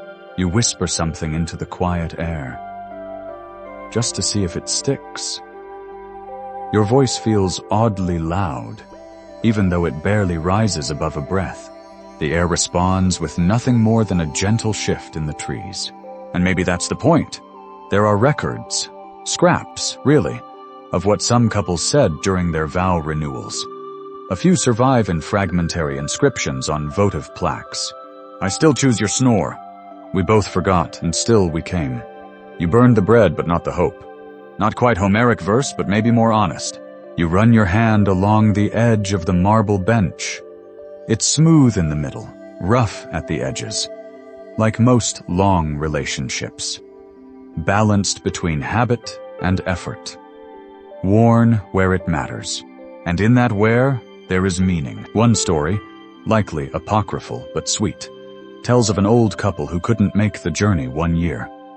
So they carved their vows into a piece of driftwood and sent it down the river, hoping it might pass near Hera's grove.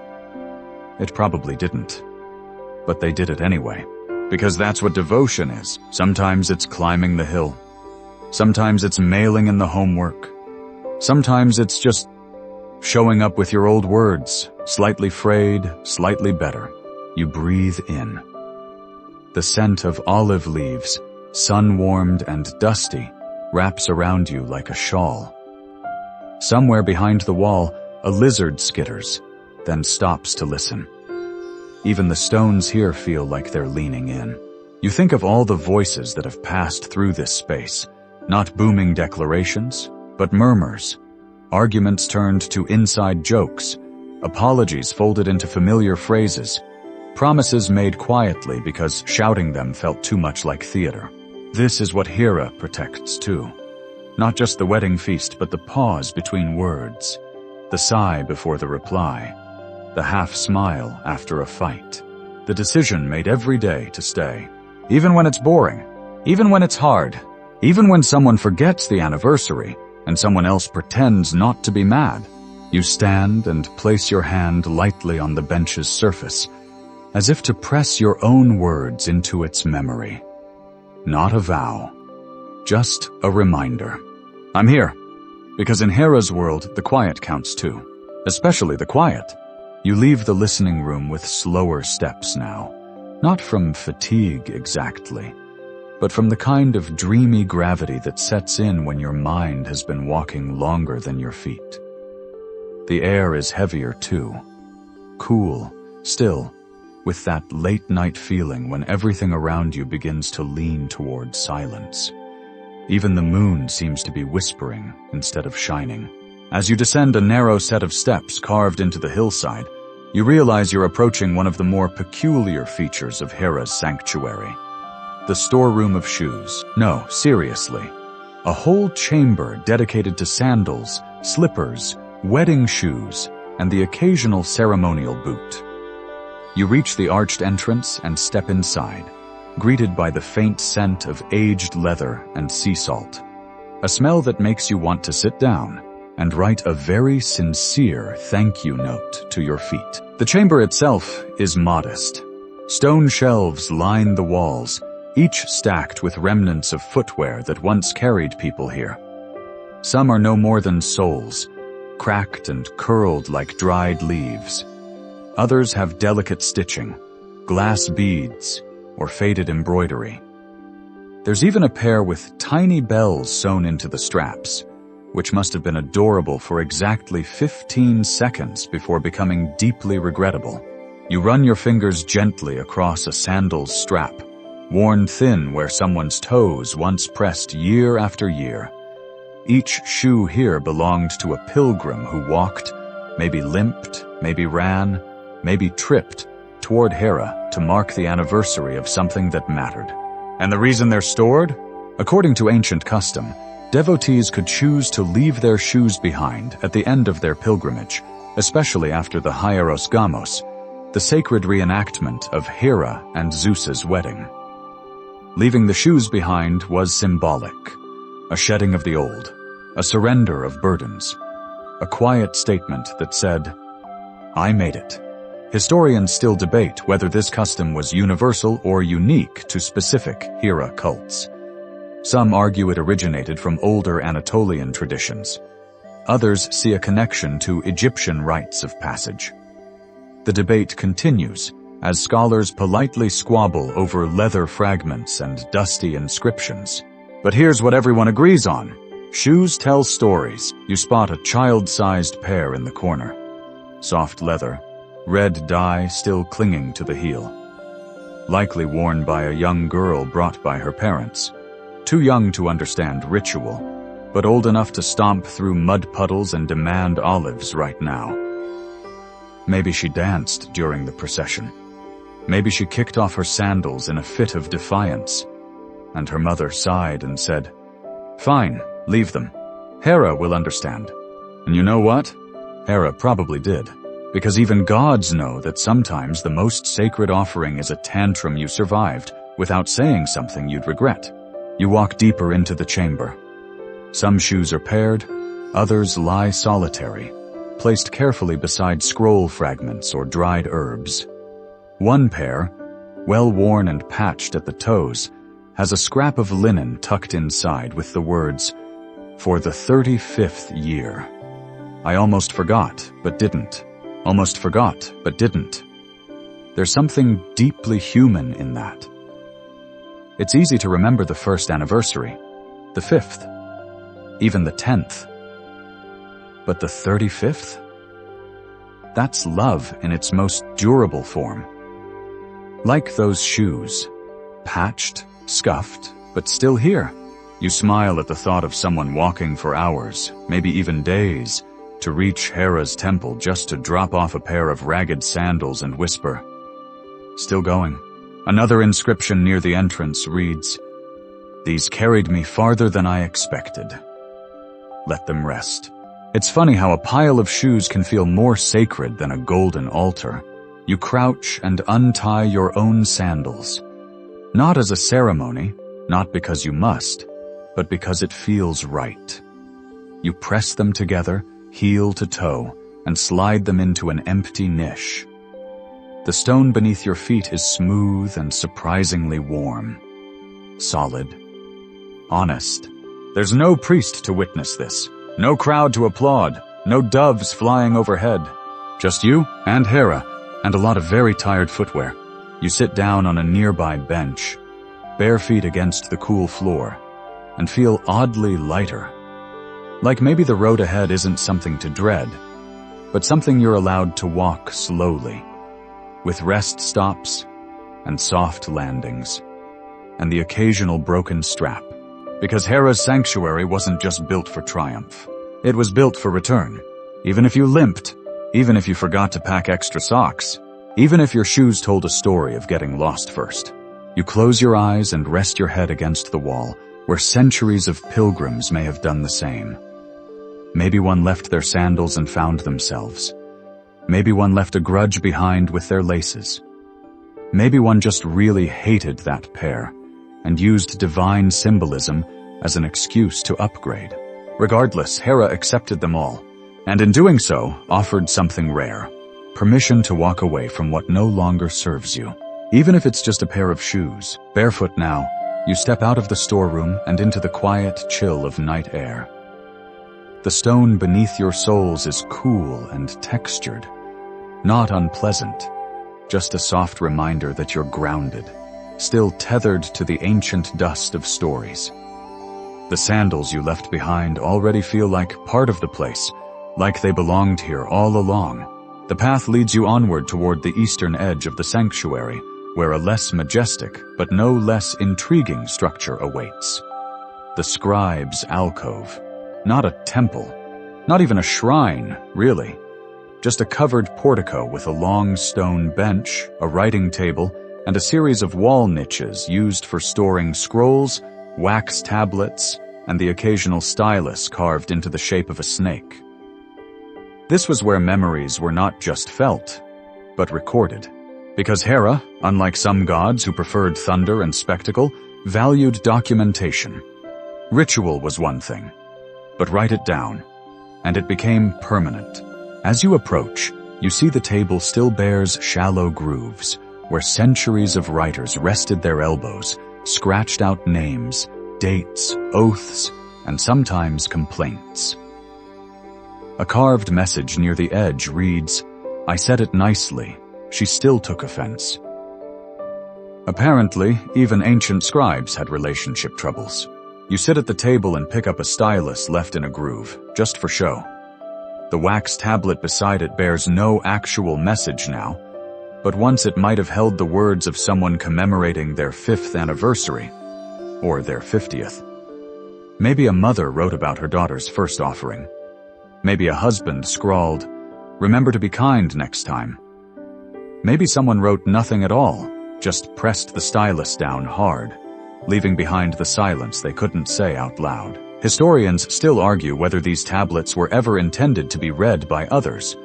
Were they public vows, private letters to Hera, or simply emotional graffiti in divine cursive?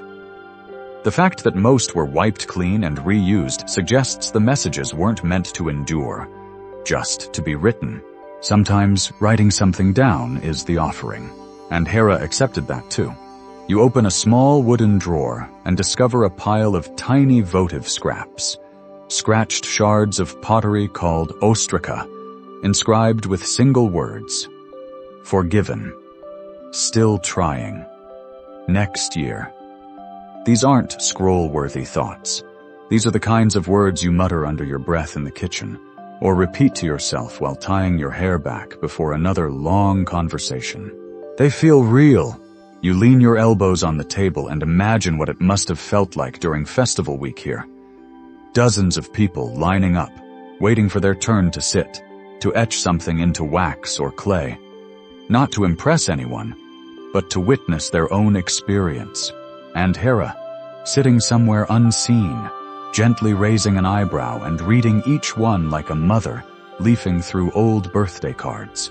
One fragment, preserved on a cracked tile and displayed nearby, reads, "He forgot, but I remembered. That's enough for now." Another, written in a child's shaky hand, "I danced good. Tell Hera I danced." There's something about these little messages, fleeting, unfinished, slightly crooked, that speaks more clearly than the long odes and polished prayers. These aren't the words of people performing belief. These are the words of people living it. You pull a scrap of cloth from your satchel and pretend for a moment that it's a page. You whisper into it, not to be heard, but to be felt. You don't write anything down, but somehow the act of holding it, pressing your fingers into the weave, feels like enough. Like you've left a message that will linger, whether or not it's read. There's a small bell hanging above the alcove, cracked but still suspended. You tap it gently with the stylus. It doesn't ring, not really, but it sways a little, creaking just once. Like even sound here prefers to whisper.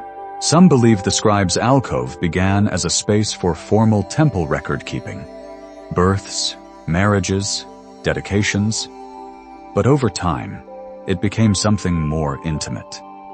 A place where people came not just to mark life's big moments, but the ones too small for public ritual. Like that time you forgave someone before they said sorry. Like the anniversary you celebrated alone.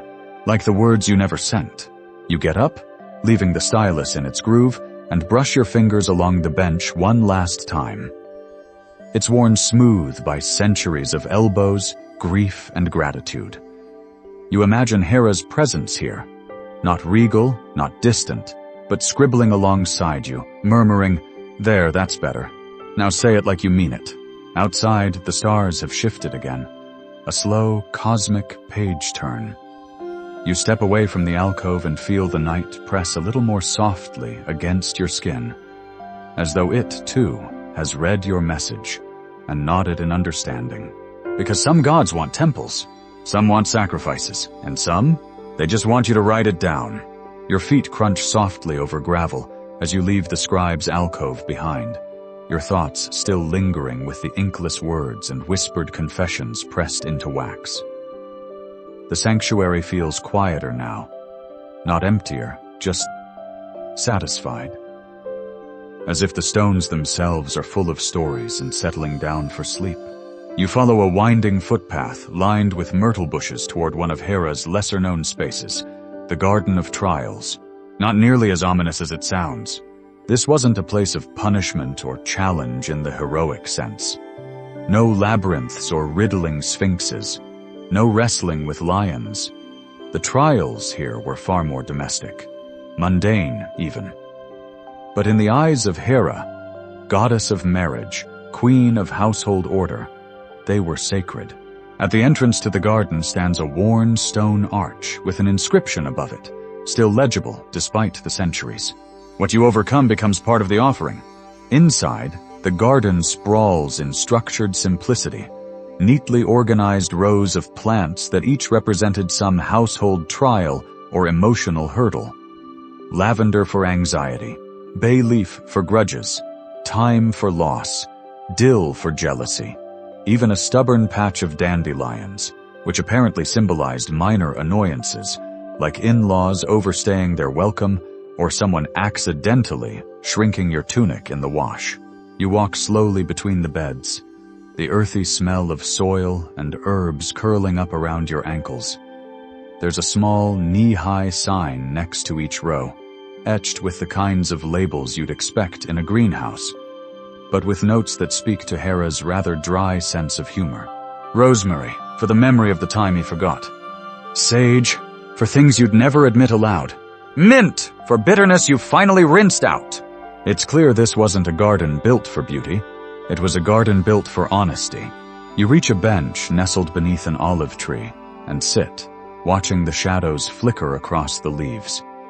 This was a space where people came not to pray or confess, but to name what they'd lived through. To walk past each plant and think, yes, that one. That was me this year. Historians still argue whether this was a formally maintained ritual garden or an unofficial folk tradition that grew around Hera's sanctuary. The truth is probably somewhere in between. Some priestess likely rolled her eyes at the whole thing, while another quietly watered the rosemary every morning. At the far end of the garden is a small altar made of rough stone. It's not polished, not ornate, just solid and low, with a dozen small burn marks scattered across its surface. Here, visitors would pluck a leaf from the plant that best represented their trial that year and place it on the flame. Not to be rid of it, but to honor it. As if to say, yes, this happened, and I am still here. You rise from the bench and walk slowly to the altar, feet brushing through thyme and marjoram. You pause at the rosemary bush, running your fingers over its bristly leaves. Its scent bursts sharply in the air, peppery, cleansing, impossible to ignore. You pluck a single sprig, and for no one's eyes but Hera's, you lay it on the blackened stone and watch it curl in the heat. The scent intensifies briefly, then fades. No flash, no smoke, just a moment marked. There's something incredibly soothing about acknowledging pain without the need to solve it, without pretending it didn't happen. This garden didn't offer fixes. It offered naming. And naming, Hera taught, is often enough. You look around and imagine the garden during festival time. Not crowded, but busy in a hushed, purposeful way.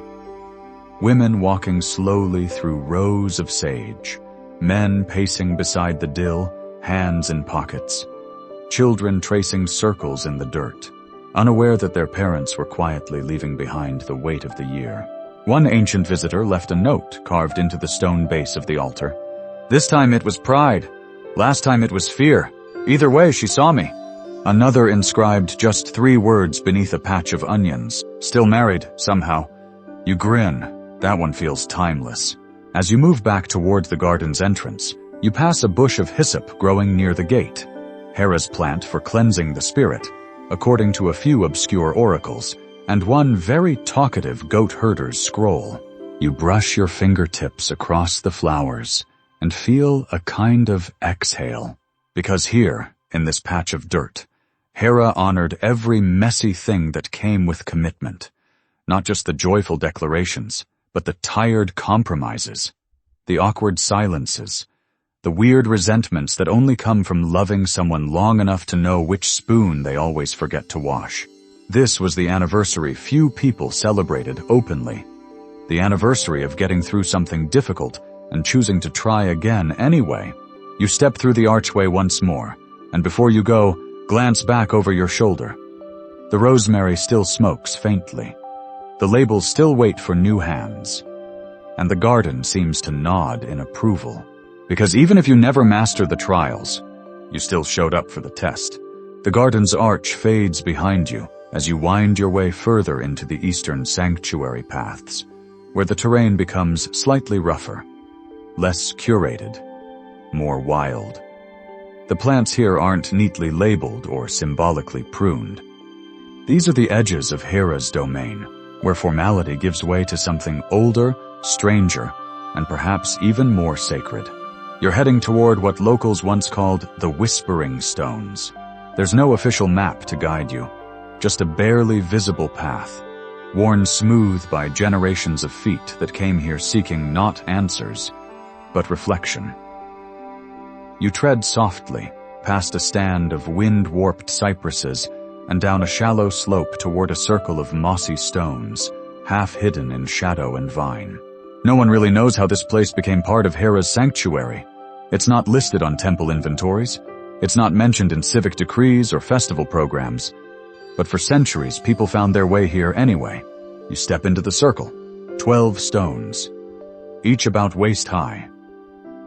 All of them tilted slightly inward, as if leaning in to hear whatever it is you haven't quite said yet.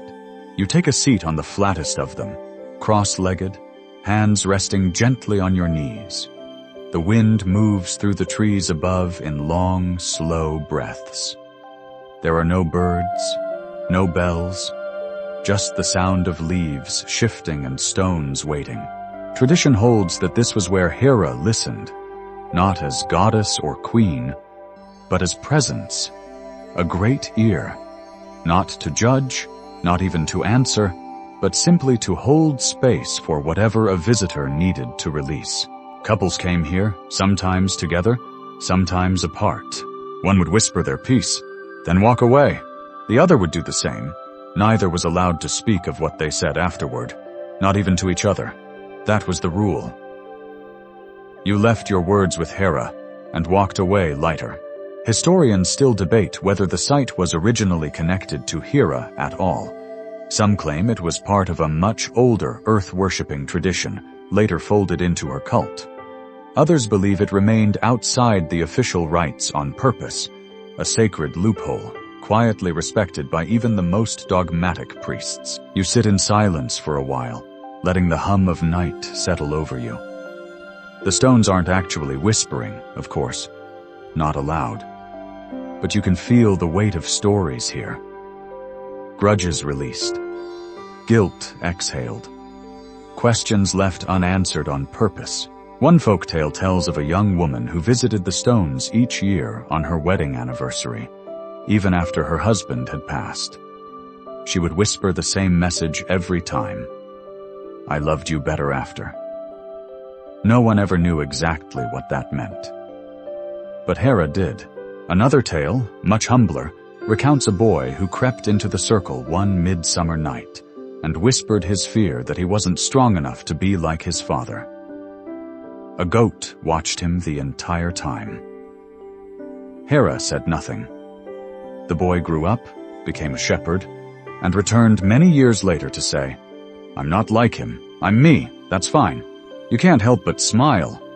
These aren't the kind of myths they carve into marble. But maybe they should be. You lower your head a little, breathe in, then out, and then you speak. Not loudly, not to the air, but to the stone itself. Whatever comes out, it's yours, no one else's. And once you've said it, you don't repeat it. You don't analyze it. You let it hang in the cool air between the stones for just a moment, then you let it go. It's surprisingly easy. And surprisingly hard. One local custom said that if the wind moved immediately after you spoke, it meant Hera had heard you. You wait. The leaves flutter softly. A few moments later, a single owl hoots once, then goes quiet. Close enough. You stand, placing your hand on the stone as if sealing your message inside. You don't say goodbye. You just nod, like a friend leaving a dinner table, full and quiet and understood. Walking back up the slope, you notice a small shrine tucked into the roots of an old oak, no bigger than a lunchbox. Inside, offerings have been left. Small stones, feathers, strips of cloth, and a single dried apple slice. None of it fancy, all of it sincere. You place a pebble from your pocket beside the others and turn to leave. The path back up winds gently, lit now only by the spill of moonlight and the faint silver outlines of cypress branches. You breathe deeply, feeling the air slide into your lungs like a hush. There are few places in the world where speaking into silence feels like enough, where being heard without response feels more comforting than 1,000 reassurances. But here, in the circle of the whispering stones, Hera reminded her followers of one simple, eternal truth. You don't always need answers. Sometimes you just need to say it out loud. You follow the path uphill now. The stones still cool beneath your bare feet, though the warmth of the day lingers in patches. Around you, the trees grow thicker, and the sanctuary takes on a different tone. Not somber, exactly, but older, deeper. Like the myths here, have roots that twist far beneath the marble, older than temples, older than writing. You're headed for a place rarely marked on maps, but known to many, Hera's hearth. Not a literal hearth. Not a fireplace with glowing coals and soup simmering over it. This was a metaphorical hearth, built into a round structure with no roof, open to the stars, and centered around a low stone basin once used for communal cooking fires. It wasn't a place of worship so much as a place of being. People came here not to pray, but to share meals, stories, and silences. As you enter the circle, your eyes adjust to the flickering glow of small lanterns left by earlier visitors. Some still lit, some burned out, all casting soft halos of gold over the stone floor. The scent of wood smoke still clings faintly to the walls, even after all these centuries. You cross the threshold slowly. The space is inviting in a way few holy places are. It doesn't demand reverence. It doesn't ask you to kneel or sacrifice or prove anything. It just asks that you come as you are. In the center, the old fire basin remains. Empty now, but blackened from countless flames. People once brought whatever they had to offer here, not as tribute, but as supper. A stew shared with strangers, a flatbread torn and passed. A single date left for someone who might arrive after you've gone. You sit on a curved bench carved directly into the stone wall. It's low and smooth, clearly worn by generations of people doing exactly what you're doing now. Resting, digesting the weight of the day, and maybe the weight of their own hearts.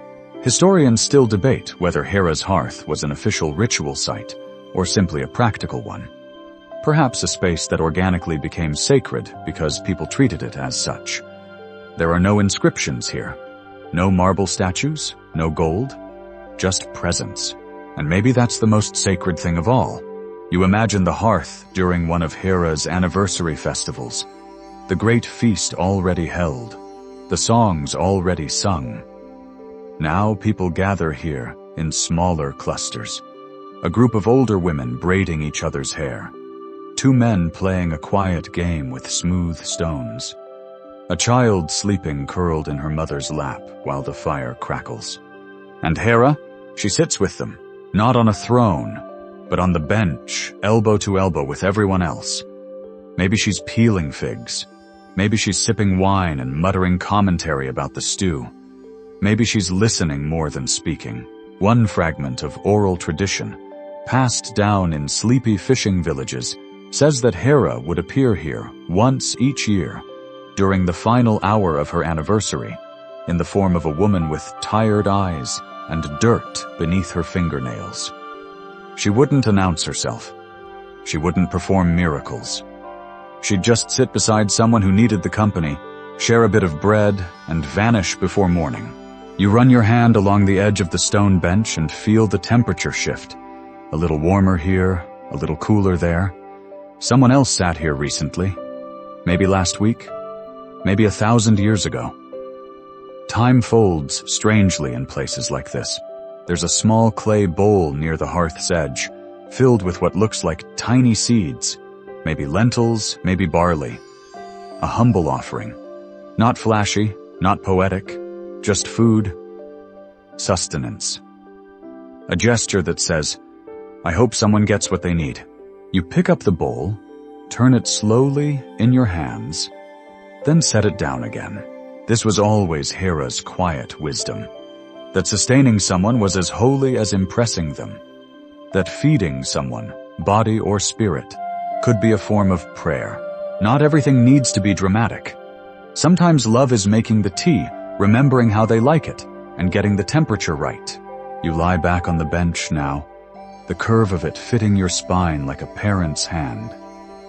Above you, the stars shimmer gently, steady and unbothered. No divine declarations, no visions, just the soft truth that you are here. One worn carving near the entrance reads, We stayed, we cooked, we laughed, that counts. And it does. Maybe you didn't solve anything today. Maybe you didn't leave the garden with clarity or the alcove with closure. But here, in the hearth's warm memory, none of that matters. You were fed. In spirit, if not in spoonfuls. You felt something shift. Not loudly, but surely. You belong. And in Hera's sanctuary, that's enough. When you finally rise from Hera's hearth, it's with the kind of heaviness that isn't unpleasant. Just the weight of being full. Full of thoughts, impressions, memories that aren't your own but somehow feel like they've always been yours. The stars above you burn steadily, forming ancient patterns once traced by temple priestesses and bored shepherds alike. You follow their faint light northward. You're approaching one of the sanctuary's oldest structures, predating even the great temples, the oracle's portico. Don't let the name fool you. This isn't one of those dramatic oracular caves with volcanic fumes and cryptic prophecies. No priestess convulsing over a tripod here. This was something gentler, more domestic. A covered walkway built from olive wood and stone, where women once sat and listened. Not to gods, but to each other. This was Hera's answer to Apollo's grand pronouncements. Not a booming vision of the future, but a patient space to talk through the present. You step beneath the wooden beams and immediately notice the shift in acoustics. The walls curve inward, and even a whisper travels farther than it should. It's no accident. The portico was designed for conversation, for voices to carry gently, for no one to feel like they were speaking into a void.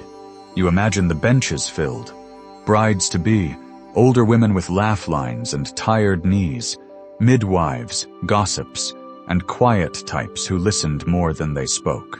The sanctuary lore says these women took turns being the oracle, not because they could see the future, but because they had lived enough of the past to offer good guesses. One fragment of an inscription survives at the far end of the portico. Her prophecy was this: "You're not crazy, you're just tired." You laugh softly to yourself. It's comforting to know that even in antiquity, the human condition included overthinking, second-guessing, and emotional fatigue. Historians still puzzle over the portico's official purpose. Some think it was a healing space for women with mental or emotional distress. what we might now call anxiety or postpartum depression. Others believe it functioned more like a community council, where disputes could be aired and softened before they escalated. But a few suggest something quieter, that this was simply a space where the wisdom of lived experience was allowed to speak. You walk slowly down the length of the colonnade, running your fingers along the warm, sun-bleached wood. A faint inscription in scratched Ionic letters reads, "I spoke, and no one corrected me. Hera must live here." Another nearby reads, "She cried and I passed her bread. This was enough." You settle onto one of the benches and lean back. It creaks under your weight, but doesn't protest. You close your eyes and listen, imagining what the portico must have sounded like at its peak. Dozens of voices rising and falling like a tide. Laughter, arguments, someone complaining about figs being out of season, another person whispering their fears that their husband no longer saw them the same way. And Hera? She didn't intervene. She just made sure the benches were comfortable. This was her version of prophecy. Give people enough space to speak their truth, and they will often find their own answers. A favorite myth passed down in quiet coastal towns tells of a young woman who sat here every day for a year, hoping for a sign. One morning, an old woman walked by, sat down beside her, and said, "If you're waiting for the gods to speak, maybe try going first." The girl laughed, then cried, then told her whole story. That conversation changed her life. That was the oracle's gift, not certainty, not vision, just listening. You notice a basket near one column, filled with small clay tokens, each etched with single words: hope, grace, enough, return, begin.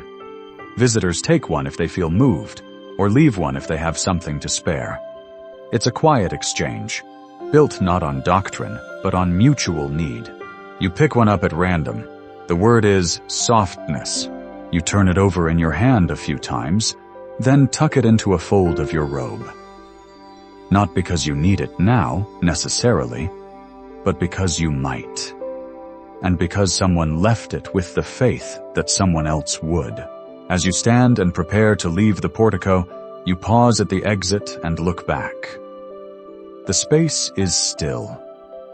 No flickering torches, no chanting, just a sacred echo, built from the thousands of conversations that happened here. Some loud, some barely audible, all important. And maybe, just maybe, some of those voices were Hera's. Not in thunder, not in visions, just in the way someone reached out and said, "I hear you," and that was enough. You step out of the portico into the open air again, your feet padding over the familiar stone paths that thread through the sanctuary like quiet thoughts. There's a hush over everything now, a kind of sacred exhale. You're not quite at the end, but you're close. And so, naturally, your path bends toward Hera's Hall of Gifts. At first glance, it's unremarkable. A long, rectangular chamber, low-roofed and partially open to the breeze. But this is the heart of the sanctuary's memory, the part that rarely made it into poems or painted urns. This is where people left things behind. Not shoes, not scrolls, not rosemary sprigs. Those had their own rituals. The Hall of Gifts was different. Here, visitors offered physical tokens from their marriages, anniversaries, reconciliations, regrets, and resolutions. The walls are lined with niches and shallow alcoves, each holding something humble, strange, or unexpectedly moving. No gold, no gemstones, nothing designed to impress. Just life, fossilized. You step into the dim room and immediately feel the quiet weight of all that was surrendered here. A cracked comb tied with a ribbon, labeled, "She used this every morning. I still do." A small clay dish with faded fingerprints still pressed into the rim. The inscription reads, "We made this together, then argued about whose turn it was to clean it." There's even a bronze thimble, worn smooth by use. The tag simply says, "Mended what we tore," You walk slowly past each offering. None of these objects would make sense to someone looking for grandeur, but to those who've loved someone over time, they tell entire epics. Not the kind sung in marble halls, just the kind lived in kitchens, bedrooms, courtyards, and tearful silences. Historians still argue whether these objects were left as ritual dedications or informal tributes. Some say the practice began with brides offering small pieces of jewelry after surviving their first year of marriage.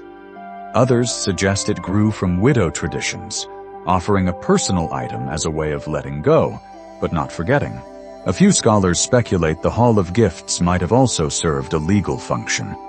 In some city-states, couples could publicly declare reconciliation or separation here, with an object left to mark the moment.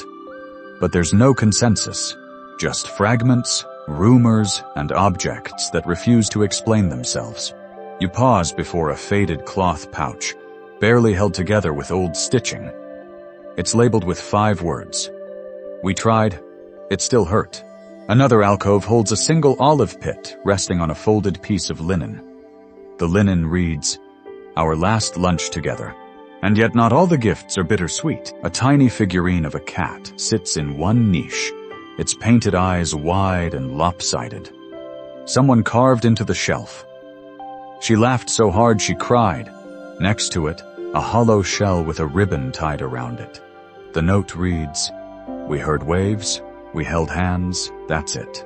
It's hard not to feel your chest shift in response. An odd, tender ache that doesn't quite hurt, just softens you. You take a seat on a stone bench along the wall, letting the air settle. Even though you're surrounded by silence, it doesn't feel empty. It feels layered.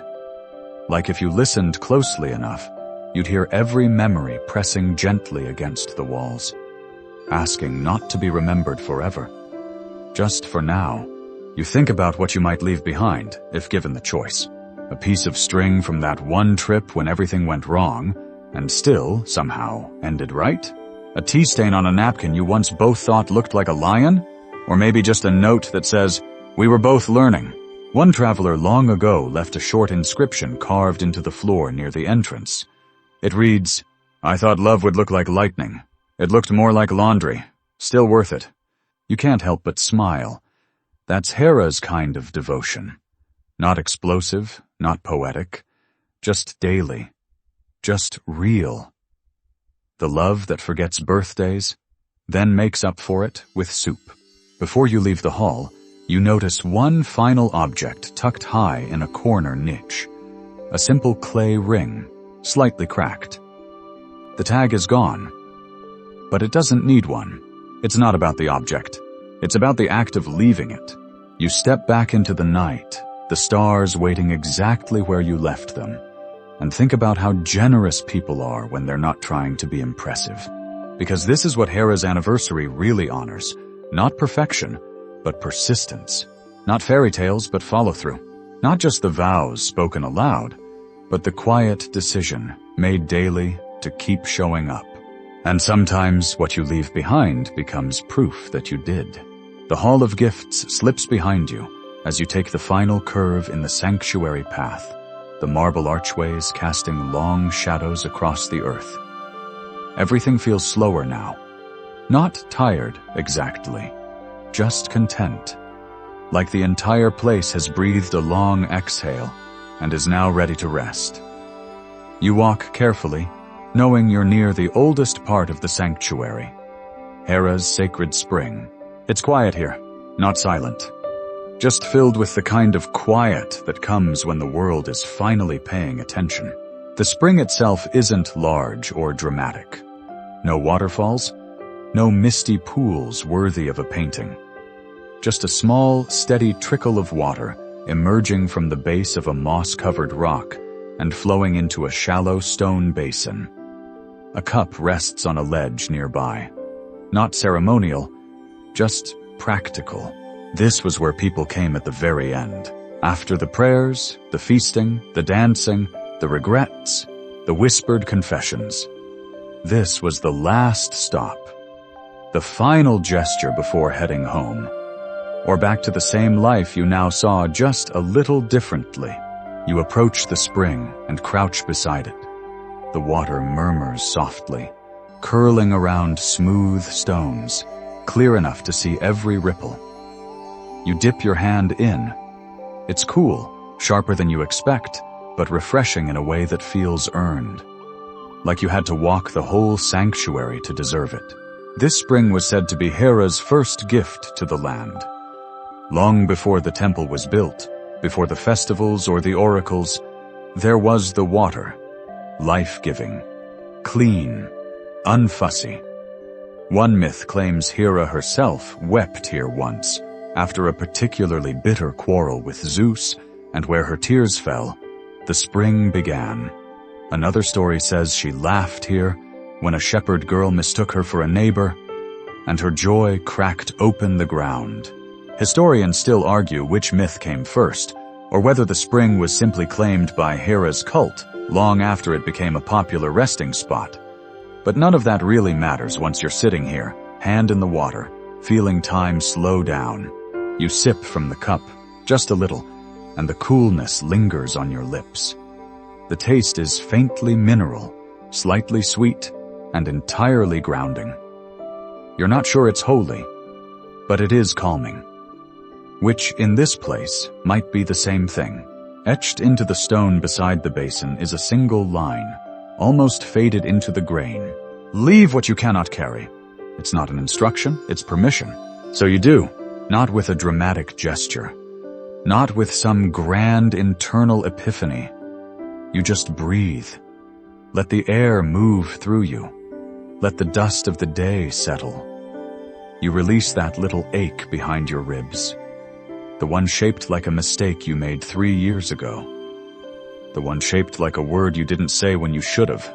Let it float downstream, unnoticed by anyone but Hera. You think about everything you've seen tonight. The dance masks and rosemary, the whispering stones and tiny clay cats, the bread passed hand to hand without ceremony, the oracle who simply listened, the votive tokens that didn't promise transformation, only acknowledgement. And now this water, quiet, clear, asking for nothing. This, you realize, is the point of it all. Not to be seen, not to be praised, not to be transformed. Just to be here. To feel something ancient and quiet agree with your existence. A small family passes nearby. 2 parents, a drowsy child clinging to one of their legs. They kneel by the spring, murmur a few words to each other, then move on. No fanfare, no rituals, just a shared pause. You smile and lie back on the grass beside the water, folding your arms beneath your head. Above you, the stars tilt gently in the sky, rearranging themselves as if to say, "You've stayed long enough. You can go now, or stay a little longer." Because Hera's sanctuary is like that. It doesn't rush you. It doesn't demand resolution. It just offers space, and a little water, and a reminder that showing up, day after day, year after year, is its own kind of devotion. Just as her sanctuary has remained here, stone after stone, vow after vow, heartbeat after heartbeat, so do you. Still here, still trying, still enough. So now, as you lie here beside Hera's spring, let the pace of your breathing soften. Let your limbs grow heavier with each breath. There's no more path to follow tonight. No more offerings to make. No more words that need saying. Let the whisper of the water fill the space behind your thoughts. Let the warmth of the stones beneath you remind you that you are held, grounded, part of something older than worry, softer than perfection. The sanctuary around you begins to fade. Not because it's gone, but because it's at peace. You've honored the quiet places. You've walked gently through the rituals of others. You've listened to their stories, and somewhere in them, maybe you found a little of your own. You don't need to take it all with you. Just the parts that felt right. A phrase, a touch of rosemary, a little pebble in your palm. Or maybe just the echo of Hera's unspoken blessing. You showed up? You're still here? That counts. Feel your breath drift slower now, like fog over the hills. Feel your fingers still, your thoughts soften, your heartbeat nestle into sleep. The stars overhead will keep watch. The spring will keep flowing, and Hera will still be here in the morning, steady and sure, should you need her again. Close your eyes. Let it all fade. You're safe now. You've made it through. Sleep well. Good night.